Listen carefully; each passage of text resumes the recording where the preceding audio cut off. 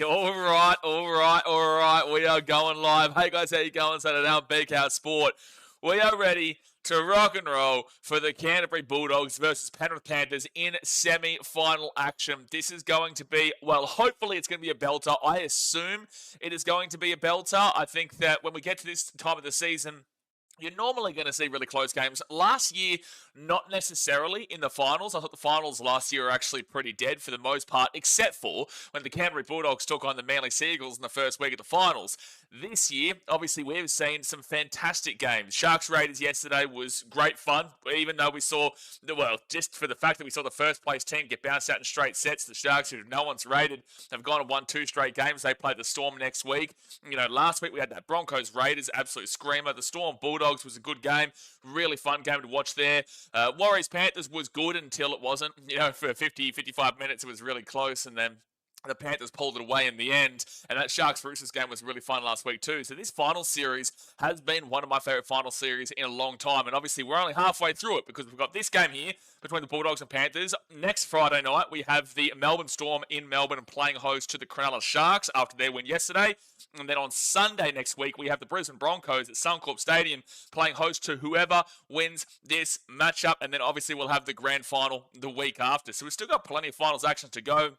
Plus, the internationals are coming up right on afterwards. But look, this is a massive game. Whoever loses is gone. They'll join the Canberra Raiders in Bali. Not that I necessarily think that's the best place to necessarily travel to right now. But at the end of the day, we are going to see one of these two teams gone after 27 rounds, plus also the first week of finals. We're about to see one of these two teams off and packing on their plane out of Australia for their Mad Monday special. But guys, let's get into everything in regards to today's game. Obviously, we'll go through the 2 team lineups from both these teams, go through the analysis of what I think about these 2 teams and how they've been playing form-wise, talk about the ladder and how they finished up points for and points against and compare the 2. And then obviously we'll get into the chat and we'll see what you are saying. The game starts in 1 hour's time, so we've got probably about 20 to 25 minutes of preview, and then we've got plenty of time to chat with you before the game starts. So like I said, thumbs up, subscribe, get around it, and don't forget to go check out BK Travel, our travel channel, and ask your question on the video that I put in the pinned comment. Now, the Canterbury Bulldogs, they come to this game from 3rd position, and the Penrith Panthers come to this game from 7th position, and this game is at a core stadium in Sydney. So, look, the Bulldogs are the home team, but look, the Panthers, they've won 4 grand finals here in a row. They've won, so they've been in 5 grand finals in a row here. This is basically a home stadium. I would say this is more of a home stadium for the Panthers than CommBank Stadium is, which is what they've been calling home this year, with Penrith Stadium being completely done up. So I would actually feel like this is just an equal home game here. A lot of teams will kind of feel that way, except for, I guess, Queensland teams, and I would even say maybe not Melbourne or New Zealand. Anyone who's not from Sydney, if you're in Sydney, ultimately a core stadium is close enough to a home game for you, right? So, look, it's going to be super interesting how this comes into this, because the Bulldogs are coming off a loss last week to the Melbourne Storm, which obviously has forced them to come in through the hard way, whilst the Panthers are coming in off a win against the New Zealand Warriors, and that was also in New Zealand as well, so a little bit of travel time there. Not that it's drastic or anything, it's just across to New Zealand and coming back. And look, it was a fierce and tough game for a lot of it, until obviously they were just had to pull away late. There was rain involved in that game as well. So, look, a lot of interesting factors coming off of last week and throughout the season. But I would honestly claim that this is a home game for both of these 2 teams. There will be a lot more Bulldogs fans there, though. Now, let's get into the Canterbury Bulldogs. Their ins, Bronson Seri, Reid Marnie, and Samuel Hughes, with the outs being Anari Tuala and Stephen Crichton. The fullback is Connor Tracy, with the wingers being Jacob Kiraz and Death Row Rinakama. Centres of Bronson Seri and Matty Burton. He goes to the centres. 5'8" is Lachlan Galvin, with the halfback being Toby Sexton. Front row forwards of Max King and Josh Curran, with the number 9 being Bailey Haywood. But I believe they've suggested, so we're about to find out any moment now. Sorry, I should do it now, because now it's an hour before the game, so now is when the team lists are official. So ins are Bronson Seri and Reid Marnie, outs are Anari Tuala and Stephen Crichton. They have decided to put Reid Marnie into the 9. Yes, exactly. So the 1 through 7, as I just mentioned, is correct. With the fullback, I'll go through it again. Fullback is Connor Tracy, wingers Jacob Kiraz and Jethro Renakama, centres of Bronson Seri and Matty Burton. 5'8", Lachlan Galvin, with the halfback being Toby Sexton. Then the front row forwards of Maxi King and Sitili Tupanua actually comes into the prop department. He was originally meant to be the 15, now he is the starting prop. And in the 9, this is the one that got confusing just then. It was Bailey Haywood, now it's Reid Marnie, who comes in from the 17. 14 to the starting 9. The back row is Vili Bombili Viliami kick out with Jacob Preston alongside him, and Jamin Salmon is the 13. And then we go to the interchange. Bailey Hayward drops out from the starting 9 to that 14 role. Josh Curran drops out from the starting prop onto the bench. Kurt Mann and Harry Hayes. And then Blake Wilson is the 18th man replacement with Cameron Serraldo as the coach. This Bulldogs team, there is a lot to decipher. Obviously, halfway through the season, this team was absolutely flying on top of the table. They were absolutely brilliant. You know, they were undefeated until I think it was roughly round 9. I'm going to quickly go here.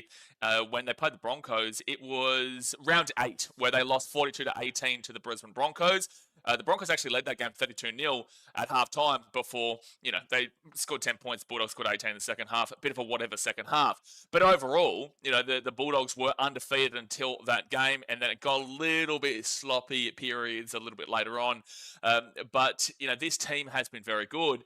And then as soon as they started to make changes, they were the high top dog in the media. You kind of don't mind that, but you don't want to encourage and put forward more talking points and topics for the media and for the fans to really criticize, or just in general. You want to stick away from the limelight, right? You want to kind of really hide behind your quality performances, show that, and not have anybody needing to talk about your club outside of that. But the Bulldogs went in opposite direction.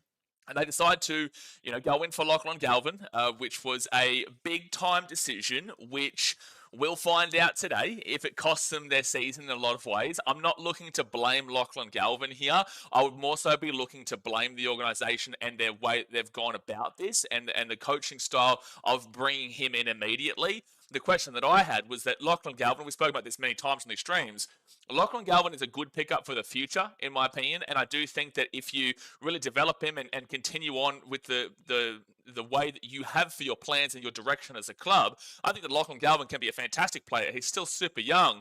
I just disagreed with him coming straight into an undefeated, well, not undefeated at the time, but close enough, they were first place at the time, coming straight in and changing the entire spine. And then not only did they do that, but they also said, Toby Sexton, you can leave, who was their halfback, who was their guy that was doing well, got them to the point, was a part of the reason why they were at the top of the table. And I will also put out there for Bulldogs fans and other fans in general, a lot of people criticise Toby Sexton being in that halfback. So it's like when people say, oh, they never should have gotten rid of Toby Sexton, they never should have dropped him. Well, were you saying that at the time?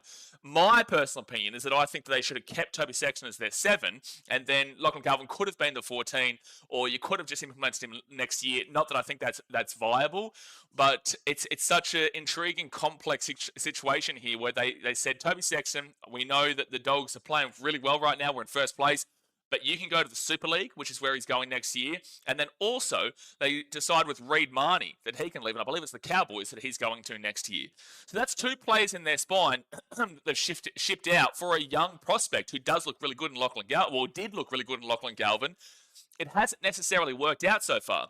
And that's been a really frustrating thing where Galvin's kind of being the 100% to blame here for the Dogs in regards to their lackluster form across the last 2.5 months since he was signed. Might even be 3 months. I can't remember when he was signed. But you know, since that signing, the Dogs have had a negative trajectory, and it has been really unfortunate. I do think that the Bulldogs were in a very tough predicament where the Eels were really looking to get Lachlan Galvin, and apparently Lachlan Galvin grew up as an Eels fan.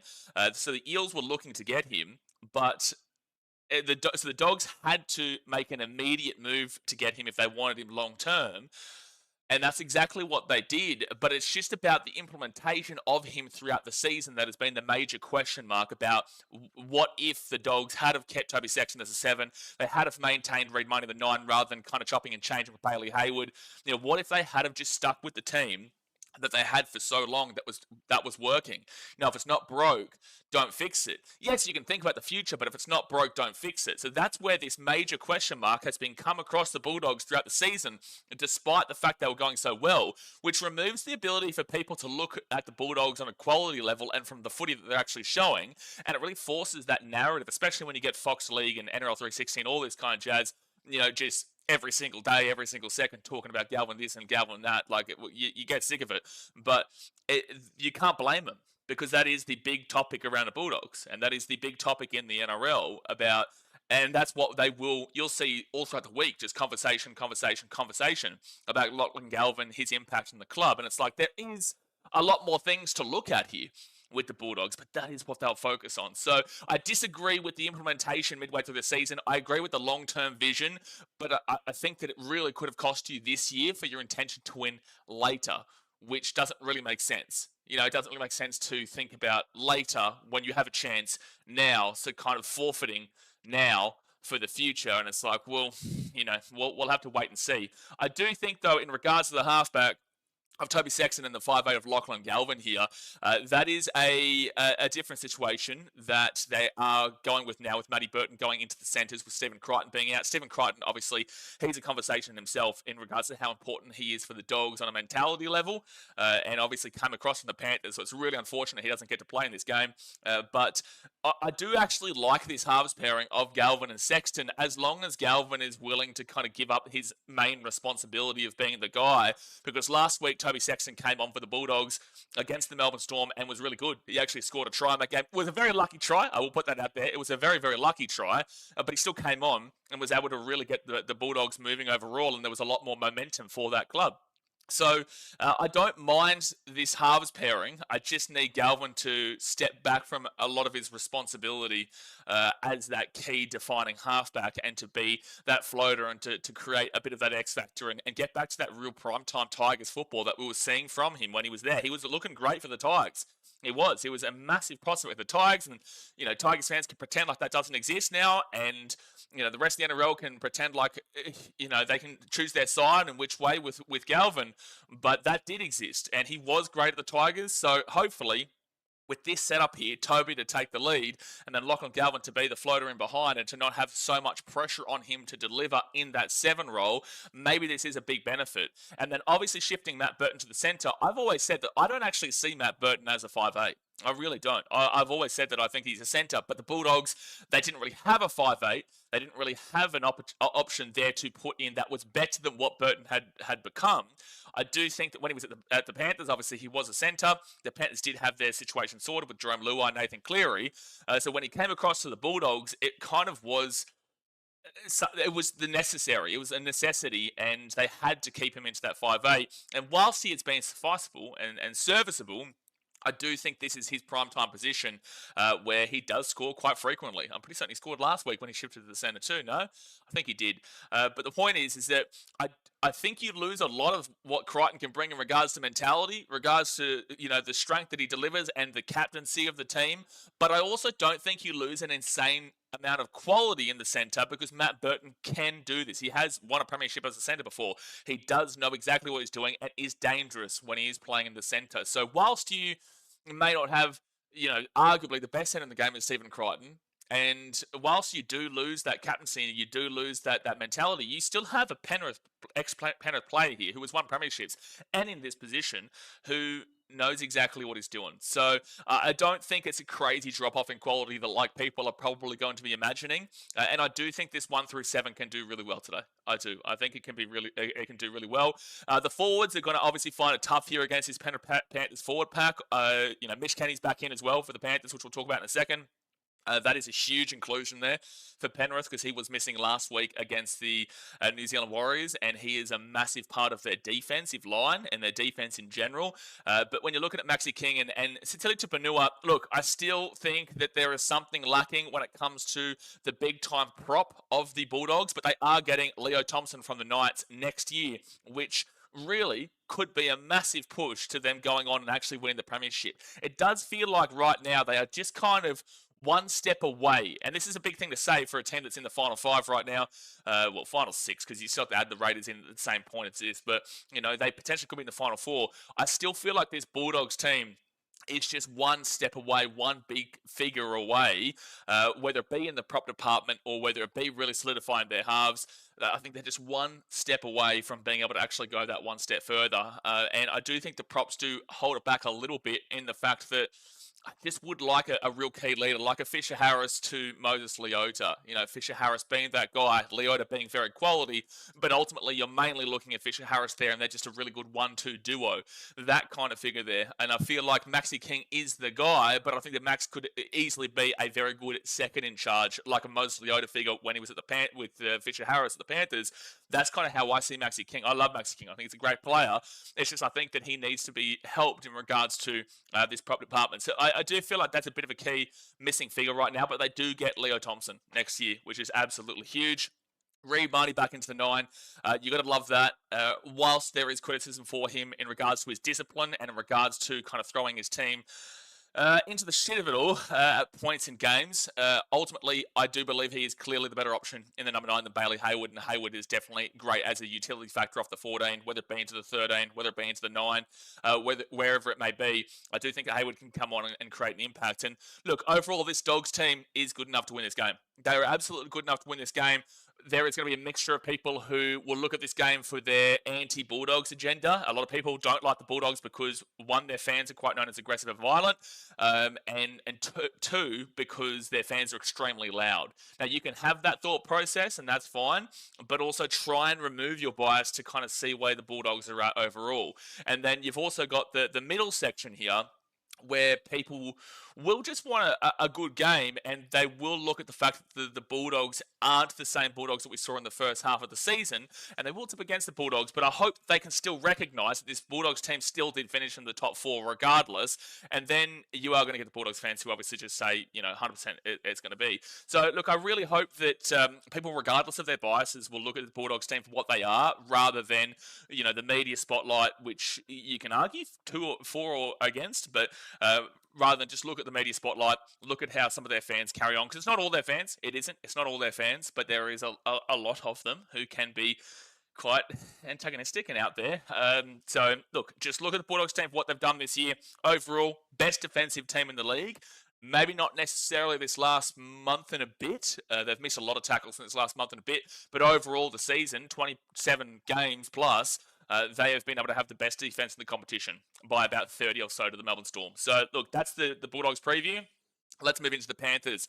Dane Laurie and Mitch Kenny are in, with Luke Summerton and Thomas Jenkins going out. The fullback is Dylan Edwards, with the wingers being Paul Alamotti and Brian To'o. Centres of Isaac Tungo and Casey McLean. The 5'8" is Blaze Salungi, with the halfback being Nathan Cleary, who is the captain. Front row forwards are Moses Leota and Lindsay Smith. And then the big inclusion there of Mitch Kenny coming into that number 9 was originally the 22. Obviously, he's fit and healthy and ready to go. Go to the back row, Scott Sorensen and Liam Martin, with the locker being Isaiah Yeo. Interchange of Brad Schneider, Liam Henry, Isaiah Papali'i, and also Luke Garner, with the 18th man replacement being Dane Laurie, and the coach is Ivan Cleary. This team has won 4 premierships in a row. They've been in 5 grand finals in a row.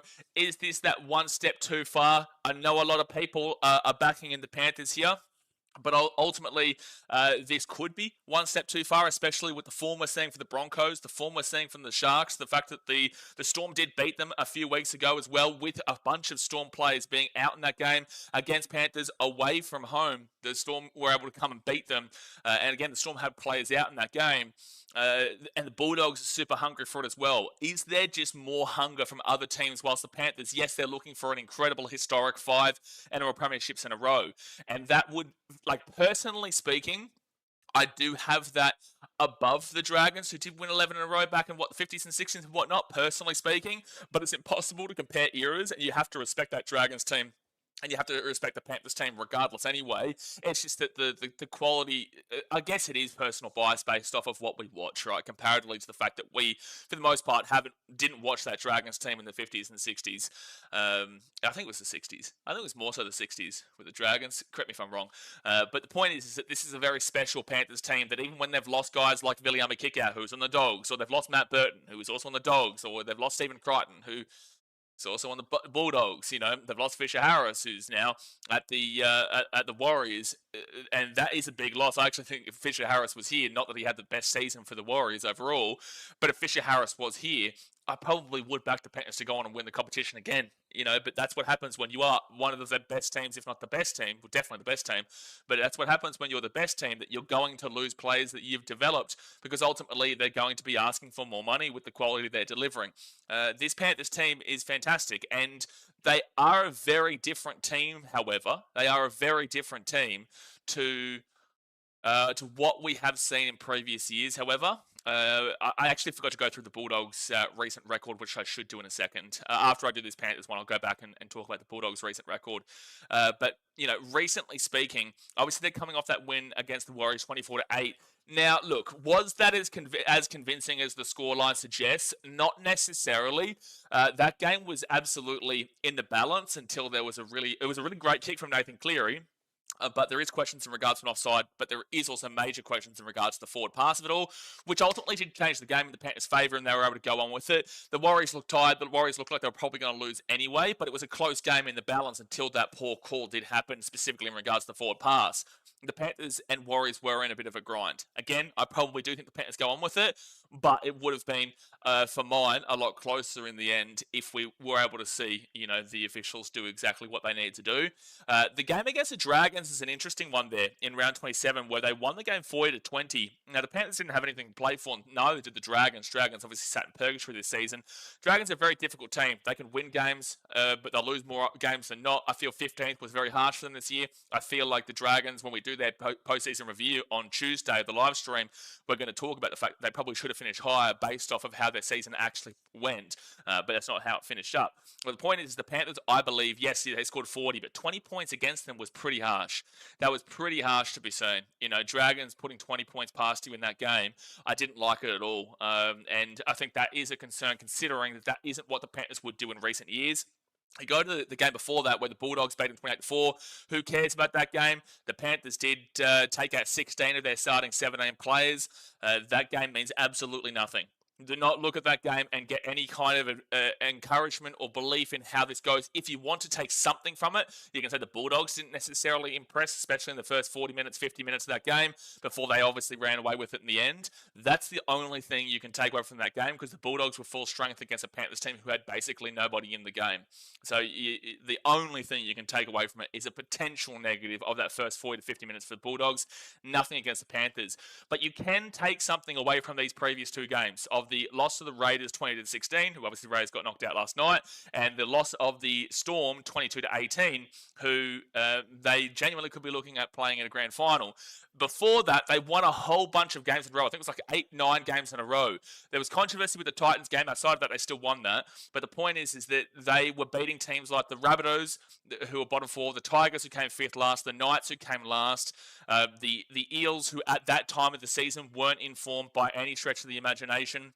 And they finished, I think, in 11th position. They were in the bottom two at the time, though. The big game was against the Bulldogs 8-6. The Warriors are very vulnerable, but they lost they beat the Tigers and they beat the Eels before obviously getting beaten by the Knights. But that was with their origin plays out. But they got beaten by 19 points there, 25-6. So the 18-10 win over the Eels and the 18-14 win over the Tigers. Again, it's just teams that didn't really matter. It didn't really matter in the greater context of things. And then we were waiting for them to play the Storm, the Raiders, and Bulldogs in 3 consecutive weeks. And for so long, I said about the Panthers, for so long, you can all verify and validate this from going back and looking at the streams. For so long, I said, I don't care about who they're playing right now. The only time I'll care is when they play the Storm, the Raiders, and the Bulldogs. If they win all 3 of those games, I've got them to win the premiership. If they win 2 of those games, I've got them as a genuine contender. If they win just 1 of those games, there's going to be questions asked. And if they lose all 3 of those games, I don't think they win the premiership. And that's why I've kind of had this thought stuck in my mind, that whilst everyone is getting hyped about the Panthers again, they're going to go and do it. And whilst that's fine, and I can respect it and say, look, there's definitely still a chance for them to do it, the point is that when they came up against the big teams, unlike what we've seen in previous years, they weren't able to get over the top of them. They lost the Storm game 22-18 in excruciating circumstances, but then they also backed that up by losing in excruciating circumstances to the Raiders.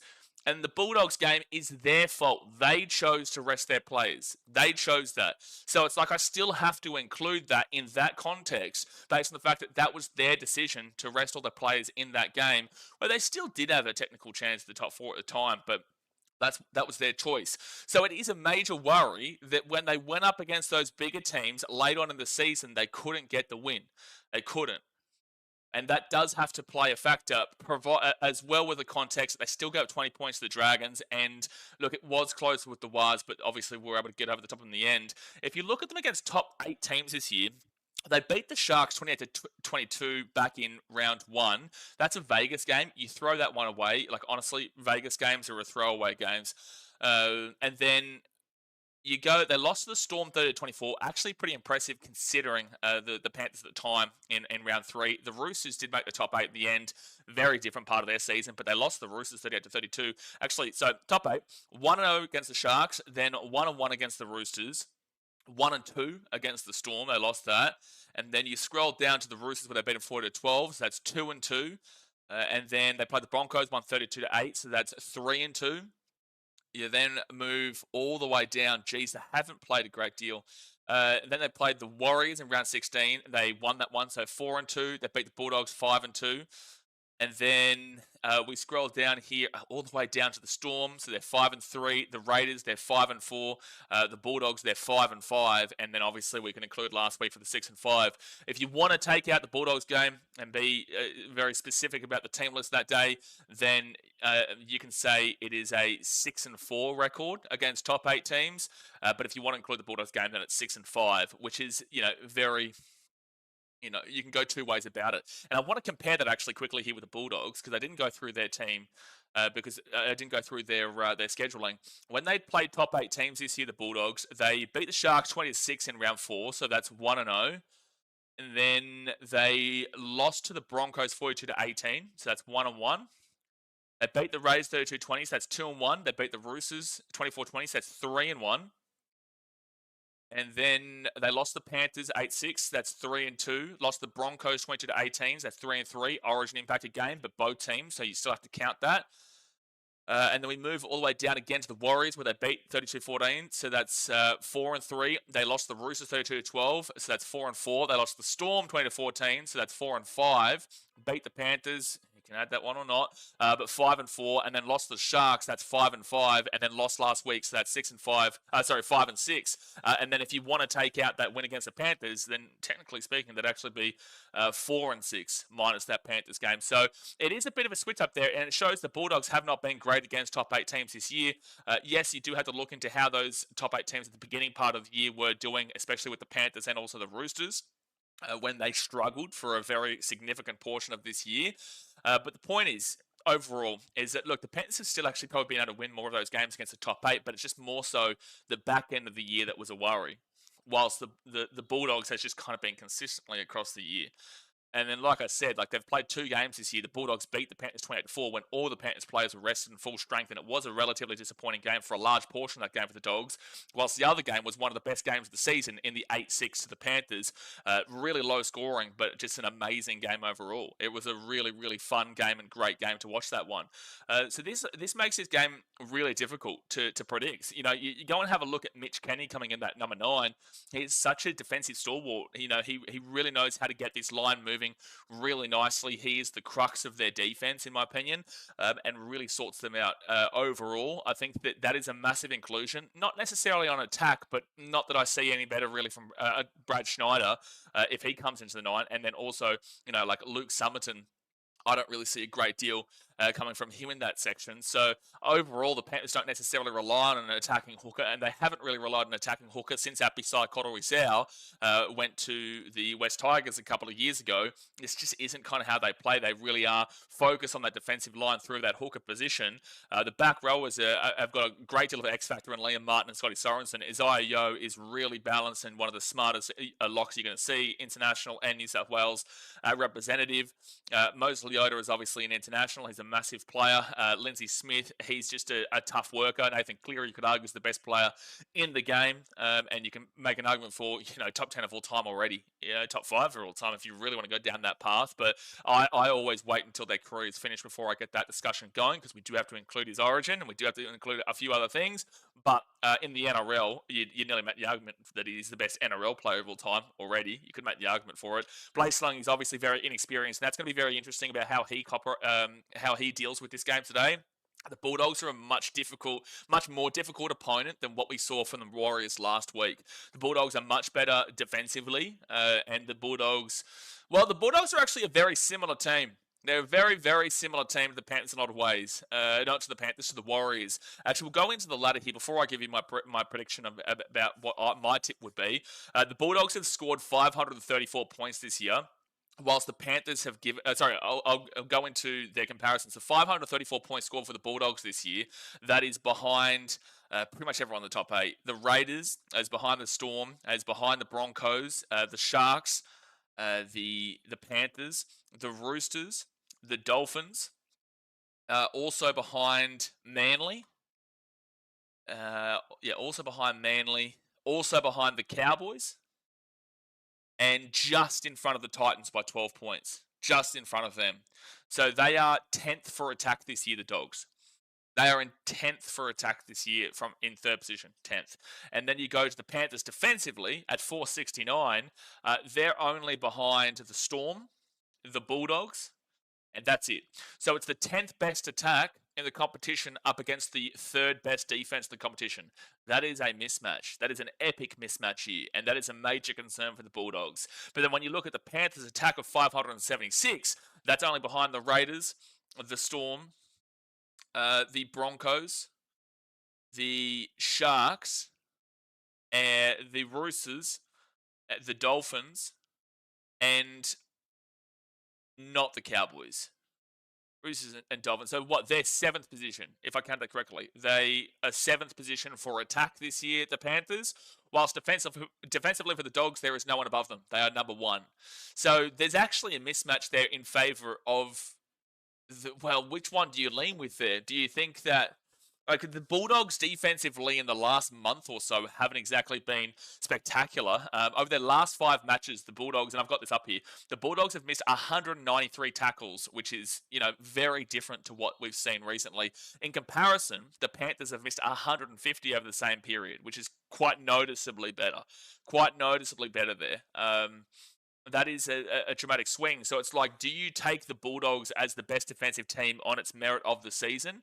Or do you look more deeply into how their recent form is going defensively, where you might not be looking at putting them into that number 1 spot defensively in recent form? So 7th versus 1st from the Panthers attack to the Bulldogs defense, and then 10th versus 3rd from the Bulldogs attack to the Panthers defense. You're probably saying that those stats right there are leaning towards the Panthers winning this game. I think this game is going to be extremely close. I don't think there's any real significant doubt about that. There is a lot of similarities, though, however, like I said, with the Bulldogs and the Warriors, where the Bulldogs scored 534 points this year, the Warriors scored only 17 points less with 517, but the Warriors conceded 496 and the Bulldogs 414. Both teams are under 500. There's a lot of similarities there, where the Bulldogs are an extremely defensive team, but it's just their attack has not gotten going. It just hasn't. And if you want to be really technical about a lot of things here too with the Bulldogs, in their last 5 games, they have lost 4 out of their last 5 games. They've lost 4 out of their last 5 games. They lost the Storm. They lost the Sharks. They beat the Panthers, but again, highly controversial game there with 16 and 17 Panthers played out. They lost the Storm and they lost the Roosters. They've lost 4 out of their last 5 games, the Dogs. I came into this game thinking the Bulldogs might get an upset. I came into this game with a gut feeling the Bulldogs are going to get the upset. Was that because I would like to see the Bulldogs win for the betterment of the game, and that I don't think the Panthers winning the comp again would be beneficial to the game and the promotion of the rugby league brand and the sport? Maybe, because those stats that I've gone through there are really leaning towards this Panthers team. There is just way too much that is in their favour right now. The Panthers have been in better form. The Panthers do match up similarly, but better overall, in my opinion, from the 3rd to 10th stat to the 7th to 1st stat, and question marks about that 1st stat for the Dogs. Look, I think I do have to lean with the Panthers here, but the biggest issue that I do find, the game starts in 25 minutes time, guys, so hit that thumbs up button and subscribe. The only issue that I do find here with the Panthers is that this Bulldogs team is damn well hungry, man. They are hungry, and this would be very embarrassing for them. Despite the fact that it is technical improvement on last year, this would be very embarrassing for them, considering what we know the media will do once this game finishes. Like, if you lose this game, you're going to get slaughtered by the opposition fans who like to obviously pick out the Dogs, which is maybe for valid reasons, but the fans will really hit it home, and plus the media will do an absolute tank job on Gus Gould's decision making, Ciraldo's decision making, and also predominantly the Lachlan Galvin decision midway through the season with Toby Sexton and Reid Marnie. The Bulldogs are going to have, I think there's probably going to be about 70 to 80,000 people here today. I'm not too sure. I think a core is 84,000 as a capacity. What is the capacity of a core stadium? 83,500, so it's close enough. I think there's probably going to be about 70 to 80,000 people there today, and a good 80% of them will be Bulldogs fans. And even if they're not Bulldogs fans, they're going to be fans of other teams that'll probably go for the Bulldogs on the lesser of the two evils argument, where they may not like the Bulldogs, but they'd prefer to see a new winner. And right now, the Storm are still in the Final Four. They've got a home preliminary final next week on Friday night, and I don't think people would want to see them win on the definition of they want to see a new winner. And the same thing goes to the Panthers. So if they can see one team of those two teams get knocked out today, it'd be super beneficial, and it would mean that we're going to see two new teams in the grand final. At least one new team in the grand final between the Broncos, the Bulldogs, and the Sharks. But if the Sharks win, then we'd see two new teams in the grand final, which would be really beneficial to the brand of the NRL. So, look, I guarantee you a lot of people go for the Dogs today. I think there is a genuine chance they can get up, but that would be more so on the fact that this season we've seen so many upsets. Sharks got an upset last night. Sharks got an upset last week against the Chooks as well. Broncos got an upset against the Raiders. We've seen this season so many upsets. So whilst I say statistically, this game absolutely leans with the Panthers still. And statistically, I do question the Bulldogs' best defense in the league stat based off of recent form. But overall season, absolutely guaranteed they were the best defense. But the Panthers for so many years now have also had that. So we'll have to see how it goes, man. This is going to be a very interesting game. I will tip the Panthers in an extremely close one here, 1-12. But I would love to see the Bulldogs get up. I really would. I originally came in here with a gut feeling that I'm probably going to tip the Dogs, but I just feel like it's a very tough ask, and we're getting extremely close again to a Panthers versus Storm grand final. Because if you want me to make my discussion about next week here very quickly before we get into the chat, Sharks Storm, I think the Sharks have a genuine chance of beating the Storm, but the Storm will obviously be favourites for a reason. But if we're talking about the Broncos versus the Bulldogs, I think the Broncos win that game up at Suncorp Stadium. I think this is the Bulldogs grand final here. I think this is the Bulldogs grand final. Bulldogs have lost the Broncos twice this year, and I just feel like the X factor that we're going to see from the Broncos next week probably has enough to get through this Bulldogs team with their defensive form lackluster comparatively to the rest of the season, whilst I think the Panthers do actually go and beat the Broncos. So Broncos fans, I think you need to be Bulldogs fans today. I think you've got a much better chance of beating the Bulldogs than you do with the Panthers, because the Panthers will restrict you. They know what to do. They know how to frustrate you, and they know how to really clinch you in your own 20. They know how to really force you into the frustrating moments, and that's the worst thing the Broncos can have happen to them. The Broncos, if you get into a frustration mode, you play very quick, electric, fast-paced footy with great offloads and exciting plays, but it's a lot of the time 50-50 whether it comes off or it doesn't come off. If you've watched the entirety of the season and you don't just look at one specific game, you know the Broncos are very, very hot when they want to be, but they can be extremely cold. And if you're seeing a Panthers team frustrate the shit out of that Broncos team, I think they could be easily frustrated the shit out of, and I could easily see the Panthers going and beating the Broncos up at Suncorp. But I do see the Broncos beating the Bulldogs quite well, if maybe not quite well, but actually maybe decently. I do think they could get a win by 10 to 20 points if the Bulldogs actually play the Broncos. And Bulldogs fans won't like me saying this, but I think that today's the grand final. And even if you don't go on to win the comp, you'll be remembered as a team that obviously broke the streak of the Panthers. And it will still show progress. And then you've really got to knuckle down to this offseason with implementing Galvin into this system, obviously losing Sexton and losing Reid Marnie, and just going forward with this new direction that you obviously decide to go down. But all right, there we go. 40 minutes of preview. We went even longer there. Guys, obviously hit that like button. Subscribe if you're new around here. Obviously get the chat. I'm sure there's plenty of chat there that I have to go through right now before the game does start. And here we go. Here we damn well go. Benny West says, clearly don't like Walsh taking his thunder. Or Cleary don't like Walsh taking his thunder. Try 40-20 field goal is on his mind. Sure. Random comment, but sure. Yeah, sure. Nicolette says, whoever loses goes to Bali with the Raiders. Yep, that is what I said. Yep. Olivia says, don't think you want to go to Bali at the moment. Well, that's what I was saying. Yeah, I don't think that Bali is on the high destination list as we currently speak. I don't think it would be personally the highest of destination list. But yeah, we will see someone here today. They will get knocked out. They will be knocked out, and whether it's Bali, whether it's Vietnam, whether it's Somalia, it doesn't matter. They'll be off and running to wherever they do plan to go to. Laurie says, Laurie said, hey, Blaze, how you going? Let's go doggies. Upset on the cards again. Who let the dogs out? Woof, woof, woof, woof. Yeah, they're going to need a monumental effort, man. They're going to need an absolutely monumental effort to get this win here today.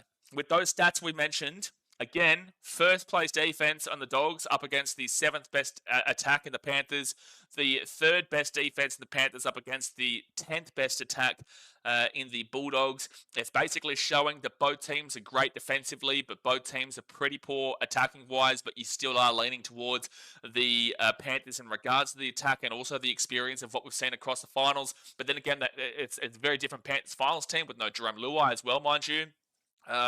This Bulldogs team has a monumental effort ahead of them. A monumental effort ahead of them that they need to, really fire up for.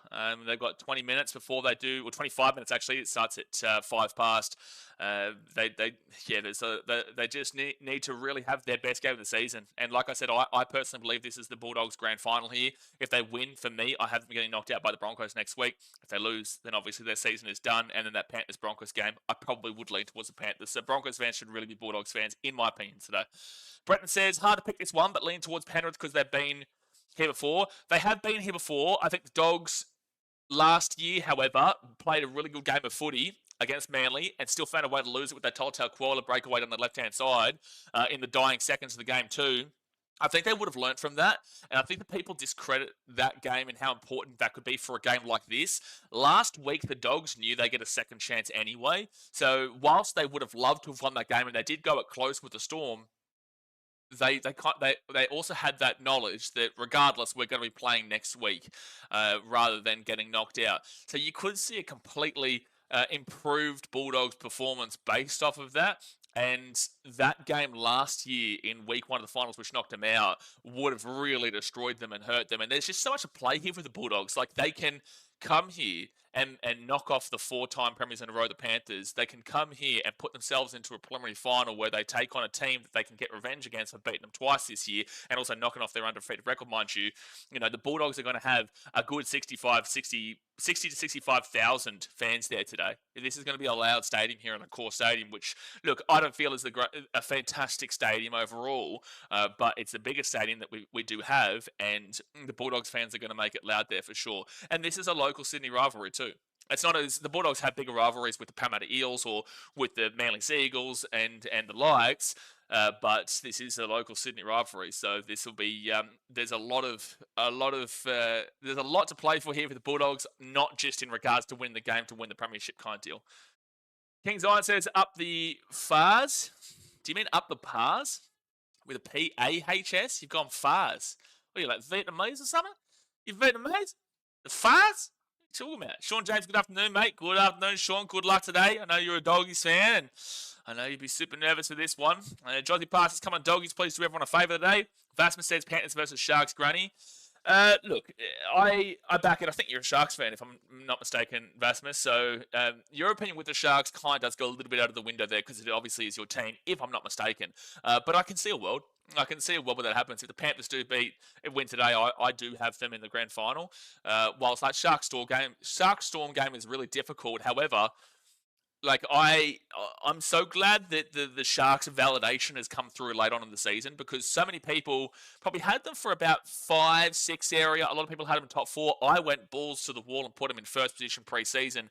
And I'm so glad we're starting to see what I was seeing pre-season with the Cronulla Sharks. And I'm so glad that despite the fact they have been on fraud a lot of the year, scam a lot of the year, they have been really underachieving. They're starting to really show what we knew the Sharks could do. So I could see the Sharks beating the Storm, but it's going to be a very difficult prospect. It'll be interesting to see what happens with Jerome Hughes. I don't know what happens there. I'm pretty certain he doesn't play, but I'm not too 100% sure about what's happening with Jerome Hughes. I think the Sharks could do it. You just got to hope that yesterday wasn't their grand final. And I think the way the game played out, it didn't look like a grand final. A grand final kind of S game is a 1-pointer or a 2-pointer or a 4-pointer. They won that game by 20 damn well points yesterday and won it convincingly. It was a convincing game in the end. So yeah, this is the Sharks team is firing at the right time of the season. Juzzy Pass, that's right. FNL says, win or lose today, the Bulldogs were derailed unnecessarily. Why couldn't they wait for next season to recruit? So, there's two ways to answer this question, FNL. The first way to answer it is that you're right in regards to the ultimate thing that you're talking about, that they shouldn't have changed, fixed something that wasn't broken. Right, so the reply is that you're correct that they shouldn't have done what they did at the time they did because it derailed what they were achieving this year for a future goal, right? But then it comes down to, at the time, did you think that Lachlan Galvin was a good enough player? At the time, was Lachlan Galvin a great player for the Bulldogs to pick up? Like, you can look at it from hindsight now, defeats the purpose of what I'm saying. So remove what you know now. Before Lachlan Galvin came to the club, do you think that he was a player that you would like at the Bulldogs? Because if the Bulldogs didn't make a move then, he would have gone to the Parramatta Eels alongside Mitchell Moses, and he would have played the 6 alongside Mitchell Moses. So you're forfeiting Galvin permanently if you don't make a play immediately at that time. If at the time you didn't think he was a great player at the Tigers, which I doubt, but if you didn't think he was a great player at the Tigers and you didn't like it, then sure. But if you did and you agreed with the decision at the time, that doesn't necessarily mean that if you agree to sign him, that doesn't necessarily mean that you agree with them playing him immediately either. It doesn't mean that, because I agree with them signing Galvin and under the speed of which it was needed to be done. I agree with that part. I just don't agree with them immediately chucking him into the team, which I'm sure Galvin would have said, well, I want to be playing, and I'm sure that he just wanted a genuine chance of winning the premiership this year with them, and he obviously backs himself and believes in himself. Of course he's going to do that. But the Bulldogs, I don't believe, should have made the decision to play him immediately, but there was a time restriction and time restraint on signing Galvin, which is a future prospect, especially considering that they were pretty much already leaning off of Toby Sexton, and majority of opposition fans were saying the same thing. The Bulldogs are a 7 away from winning the competition. Do I think that Galvin is the guy that is the 7 away from winning the competition? Not necessarily from what I've seen so far, but he's still very young and can develop into a great player, and at the Tigers he was very good, but he could shine in the Tiger system where the Tigers had won 3 wooden spoons in a row. So you're going to shine there if you've got an ounce of damn well talent comparatively to the rest of the NRL competition. So I don't agree with them playing him immediately, but I think that signing him was correct in the context of what the Bulldogs were showing as a direction going forward. Sean James says, let's hope the whistle stays in the pocket, no forward passes. Hey, Sean, do you know that Ashley Klein is refereeing tonight? Do you realise that Ashley Klein is something? He's, you know what? I'm going to leave it at, he is something as an official. He is something as a referee. He was the referee for the Raiders versus the Broncos game, and he is very heavily criticised quite frequently for having the whistle in his mouth and making it all about himself. So don't hold too many. You know what? I want you to have high hopes, but I want you to have very low expectations. We have high hopes, woo! But we have low expectations here, son. Low expectations for Ashley Klein. Please let this game be decided. I couldn't think, Warriors fans criticise and complain about referees more often than not than any other fan base, right? And whether you agree with that or disagree with that, whatever. The point is they do it. I will tell you, if the Bulldogs lose to a critical call that we all unanimously agree was wrong from Ashley Klein at the bunker, we might see all hell break loose in Belmore. We're scared for Belmore if they win the competition, but I'm scared for Belmore also if they get knocked out to a crucial call that is a disagreeable call. And I do know that at this time of season, you're going to see fans of the actual team more often than not blame the referees for their loss regardless. I'm seeing a lot of Raiders fans saying it last night, even though it's stupid. The Sharks were just simply the better team, and I can't even pinpoint what. I saw a comment on my Raiders stream today, actually. Someone was saying, it's good to have the ref in your pocket, referring to the Sharks, and it's like, well, I don't know what you're looking at there. So the point is that the fans will complain regardless, whether it's the Panthers or the Bulldogs, and they'll say, they just didn't want us to win the competition, which I can absolutely argue against that thought process for the Bulldogs. I can can see where people would maybe be coming from for the Panthers on the basis that the NRL maybe not wanting them to win 5 in a row. I would disagree with both sides, though. But the point is that they're going to say it regardless. It's if the opposition fans as a collective come together and say, well, this is the wrong call and they've been dudded, that's when all hell will break loose. This fan base would blow up deluxe. They'll blow up deluxe. Stormmates is just in a video of the Panthers bus rolling up. These brothers look absolutely scared. I don't know about that. David says, Dogs are getting whooped today. Galvin is way too overhyped. Did you believe that at the time of the Tigers? I don't believe you did. I don't believe you did at the time. I do not believe you did at the time. Pain in the butt said you muted, mate. No, I'm not, and I'm glad that Jay timed you out for it. Rapetti says, Broncos are the biggest Bulldogs fans today. I agree. I think that, and like I said before, the Broncos, for mine, are a grand final team. If they play the Bulldogs, I think this is the Bulldogs grand final. But if the Broncos play the Panthers, I think that the Panthers, they can go all the way. I think they can go all the way.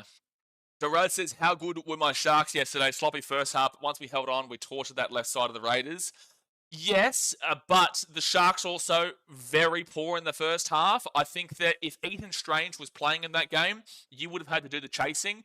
And I don't know if the Raiders would have faded again.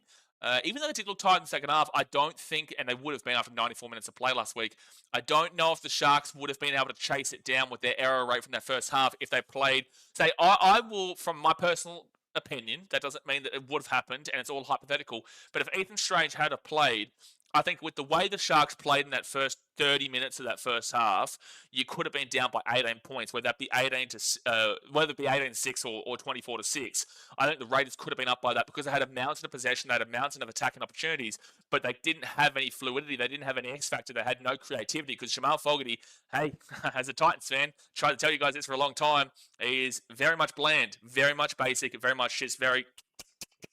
While Ethan Strange is all over the shop and gets that real X factor and creativity, which is why I have him as well as a real smoky to win the Dally M this year. Have him as a real smoky, man, and I think it's going to be exciting to see how close he does get.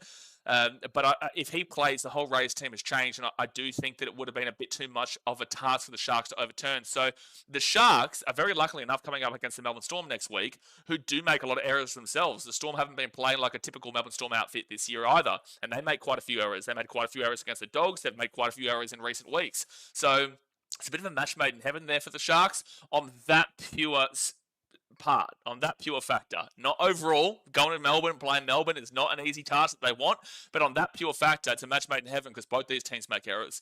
So, look, I think the Sharks played well in the second half. I think the Raiders were done and dusted when they gave up those 2 quick tries at halftime, considering they were dominant in most factors for the first half and still were down 12-6. But, you take the win. The defense was great from Cronulla. That's a massive bonus. And the second half, they just took it away. Scott says, do you see the Storm winning or Sharks making the grand final?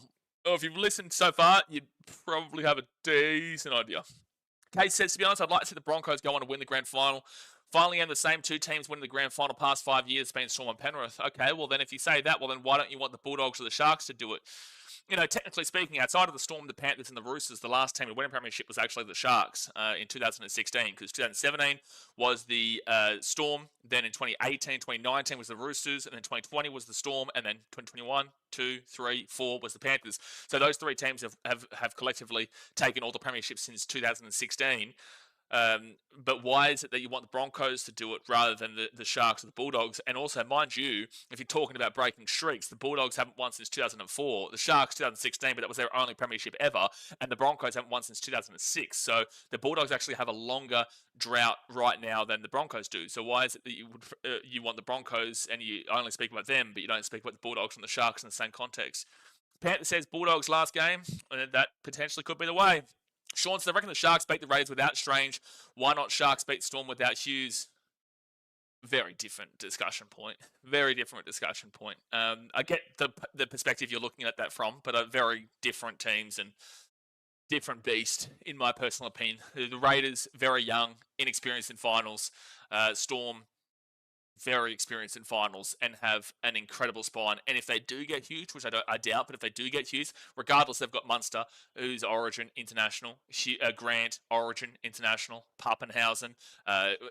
Look, could have easily made Origin, but just a lot of injuries have really impacted him.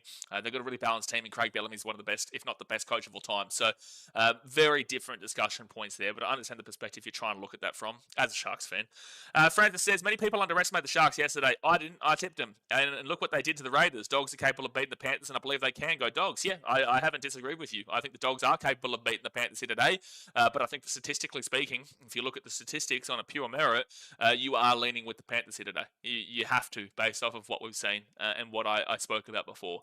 But that doesn't mean the Dogs can't win it. It just means statistically the odds are against the Dogs.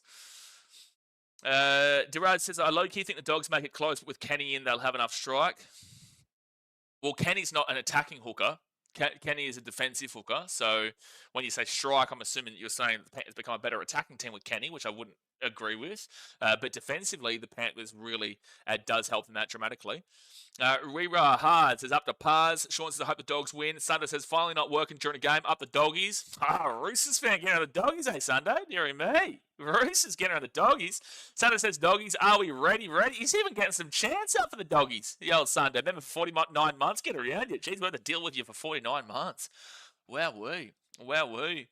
Rewa Hard says, Cuz, stick to the Roosters. Sunday, get that one in you. Are you going to let that happen? Are you going to deal with that? Stormmate says, I apologise to the core stadium cleaning staff. I've just clogged the... Okay, not reading the rest of that. Coming up. Sean Newer says, not really. The Sharks can beat teams while effing around. Yeah, true. That is true as well. Which is similar to what the Roosters have done for a lot of this year, and very similar to what the Broncos do. The Broncos, this is why I've said for the last 2.5, 3 months, guys, if you've been on these streams, you know I've been saying the Sharks versus the Broncos could be the finals match of the damn well century. Because of the way these two teams play, I really think, and I've said this for so long now, that regardless of what people may say, the Sharks and Broncos, I was hoping the Raiders beat the Broncos last week, not because the Broncos losing, but because it meant that we would have seen the Sharks versus the Broncos yesterday. But unfortunately, we didn't see that because the Broncos did win, so they're in the grand final. Now the Sharks would have to beat the Storm to get into the grand final to play the Broncos, and the Broncos would have to obviously win their game. But, I'm still on target here. There's still a chance here for the Broncos versus Sharks, which I've been saying for so long. That's what I want to see I want to see in this finals. And if we're going to see it now, we'll have to be in the grand final. But Darts Kitchen says, I would like to see the Dogs win. It's been a while, and I always go for the underdog. I say I support the Broncos, but have not actually followed them since Vivana Diva moved to the Panthers. Yeah, Petro Vivana Diva. Yeah, that's a while ago. When did he go to the Panthers? 2011 or so? He was definitely there until probably about 2009, 2010, and then he obviously went to Penrith. I think that was maybe around the case. Because he was definitely there in 2006, 07, 08, and then maybe 09, 10, or 11 is when he went across to the Panthers. Scott James says, would you hedge and take Sharks make the GF? Oh, true. That's what you're talking about there, Scott. Oh, yeah, I just remembered about your bet. Oh, dude, that's a difficult one, whether you hedge. I'd consider it, but just wait to team list, see what's happening with Jerome Hughes and whatnot. Yeah, I think you have to wait. The odds aren't going to change too dramatically either. If Jerome Hughes does play, which again I doubt, but if he does, then their odds will probably shorten. And then you can get better value for the Sharks. I'd wait for the team list anyway. Nicolette's is up the Panthers. Sean says up Cronulla. The boys in the Cyan Blue. What's the Cyan? What do you want a Cyan Blue? Just say blue, white, and gold. What? It's the black, white, and blue. Up Cronulla. The boys in the Cyan Blue, white, and gold. No, it's the black, white, and blue, mate. That's your song. How do I know your song? You don't know your song, Sean. How do I know your song? Blah, blah, says, if my teams win, it's because they were better. If my team loses, it's because the ref cheated us. That's what the common consensus usually is. Levan says, just put my paycheck on the Dogs. Let's go. Yeah, well, good luck, man. Don't know if I would suggest doing that, but good luck. David says, do you think it will be a high-scoring game? Everything in the world is saying no. Everything in the world is saying no. The Bulldogs are the 10th best attack going up against the 3rd best defensive team in the Panthers. And the Panthers are the 7th best attack going up against the 1st best defense in the league in the Bulldogs. So if it happens and it does go over, and I don't know what the over and under is, but if it does go over, whatever the over and under is, that will be a shock. It'll be a massive shock. because you've got the first and the third best defensive teams against very much mid-table, mid-ranging attacking teams. So I will say the under. If it goes over, congratulations. It's gone against the trend, but there's nothing that suggests this game should be a high-scoring game. Leon says, are Dogs off fraud if they win today? Absolutely. Yeah. I can't take them off now, but they've lost 4 of their last 5 games. But if they win today, of course they'll go off fraud. Like, you can't be in a preliminary final and be on fraud alert, because it means you would have had to have won one of your finals games. Sean says Sharks can always be the worst team in the field and end up winning. Not always, but yes, they can do that for sure. The Roosters are more of that team than the Sharks, but I get the point. Leon says Dogs and Broncos fans are insufferable. I want the Sharks winning, to be honest. Agree, but based off of what was said before, you got to add all 3 of those teams. You got to add all those 3 teams in. But I agree that and I put this on my Instagram. If you guys are following me on Instagram, you would have seen this at BKR Sport. You would have seen I put, in terms of my internal bias, I would like to see the Sharks, and then probably this. I think, what did I have? Let me put it up here again. 5 minutes till game kicks off, guys. Hit that thumbs up button, subscribe. What did I put here on my story on the Instagram? I put on, for those wondering why I'd rather the Broncos to win the comp instead of Penrith, this is why. As a content creator who covers all teams, you lose that same animosity you once had for teams, and more so look for what is better overall for the game past your dislike for certain teams. Pretty fair and valid statement. Now, my preference on internal bias would be the Sharks 1, the Storm 2, the Bulldogs 3, the Panthers 4, and the Broncos 5. But what is best for the game overall as a sport, business, and brand would be 1, the Broncos, 2, the Bulldogs, 3, the Sharks, 4, the Storm, and the 5, the Panthers. If you disagree with that list, not on the internal bias, I couldn't care less about what you think about my personal beliefs. But if you disagree in regards to the sport, business, and brand, please let me know why I'm wrong there. Timut says, come on, a Bulldog to win. Durant says, yes, Leon, Dogs would be the worst in terms of noise, and Brisbane always the drunk bogans. I think that in terms of noise and the carry-on from fans, I would still take the Broncos to win over the Bulldogs, if the competition was.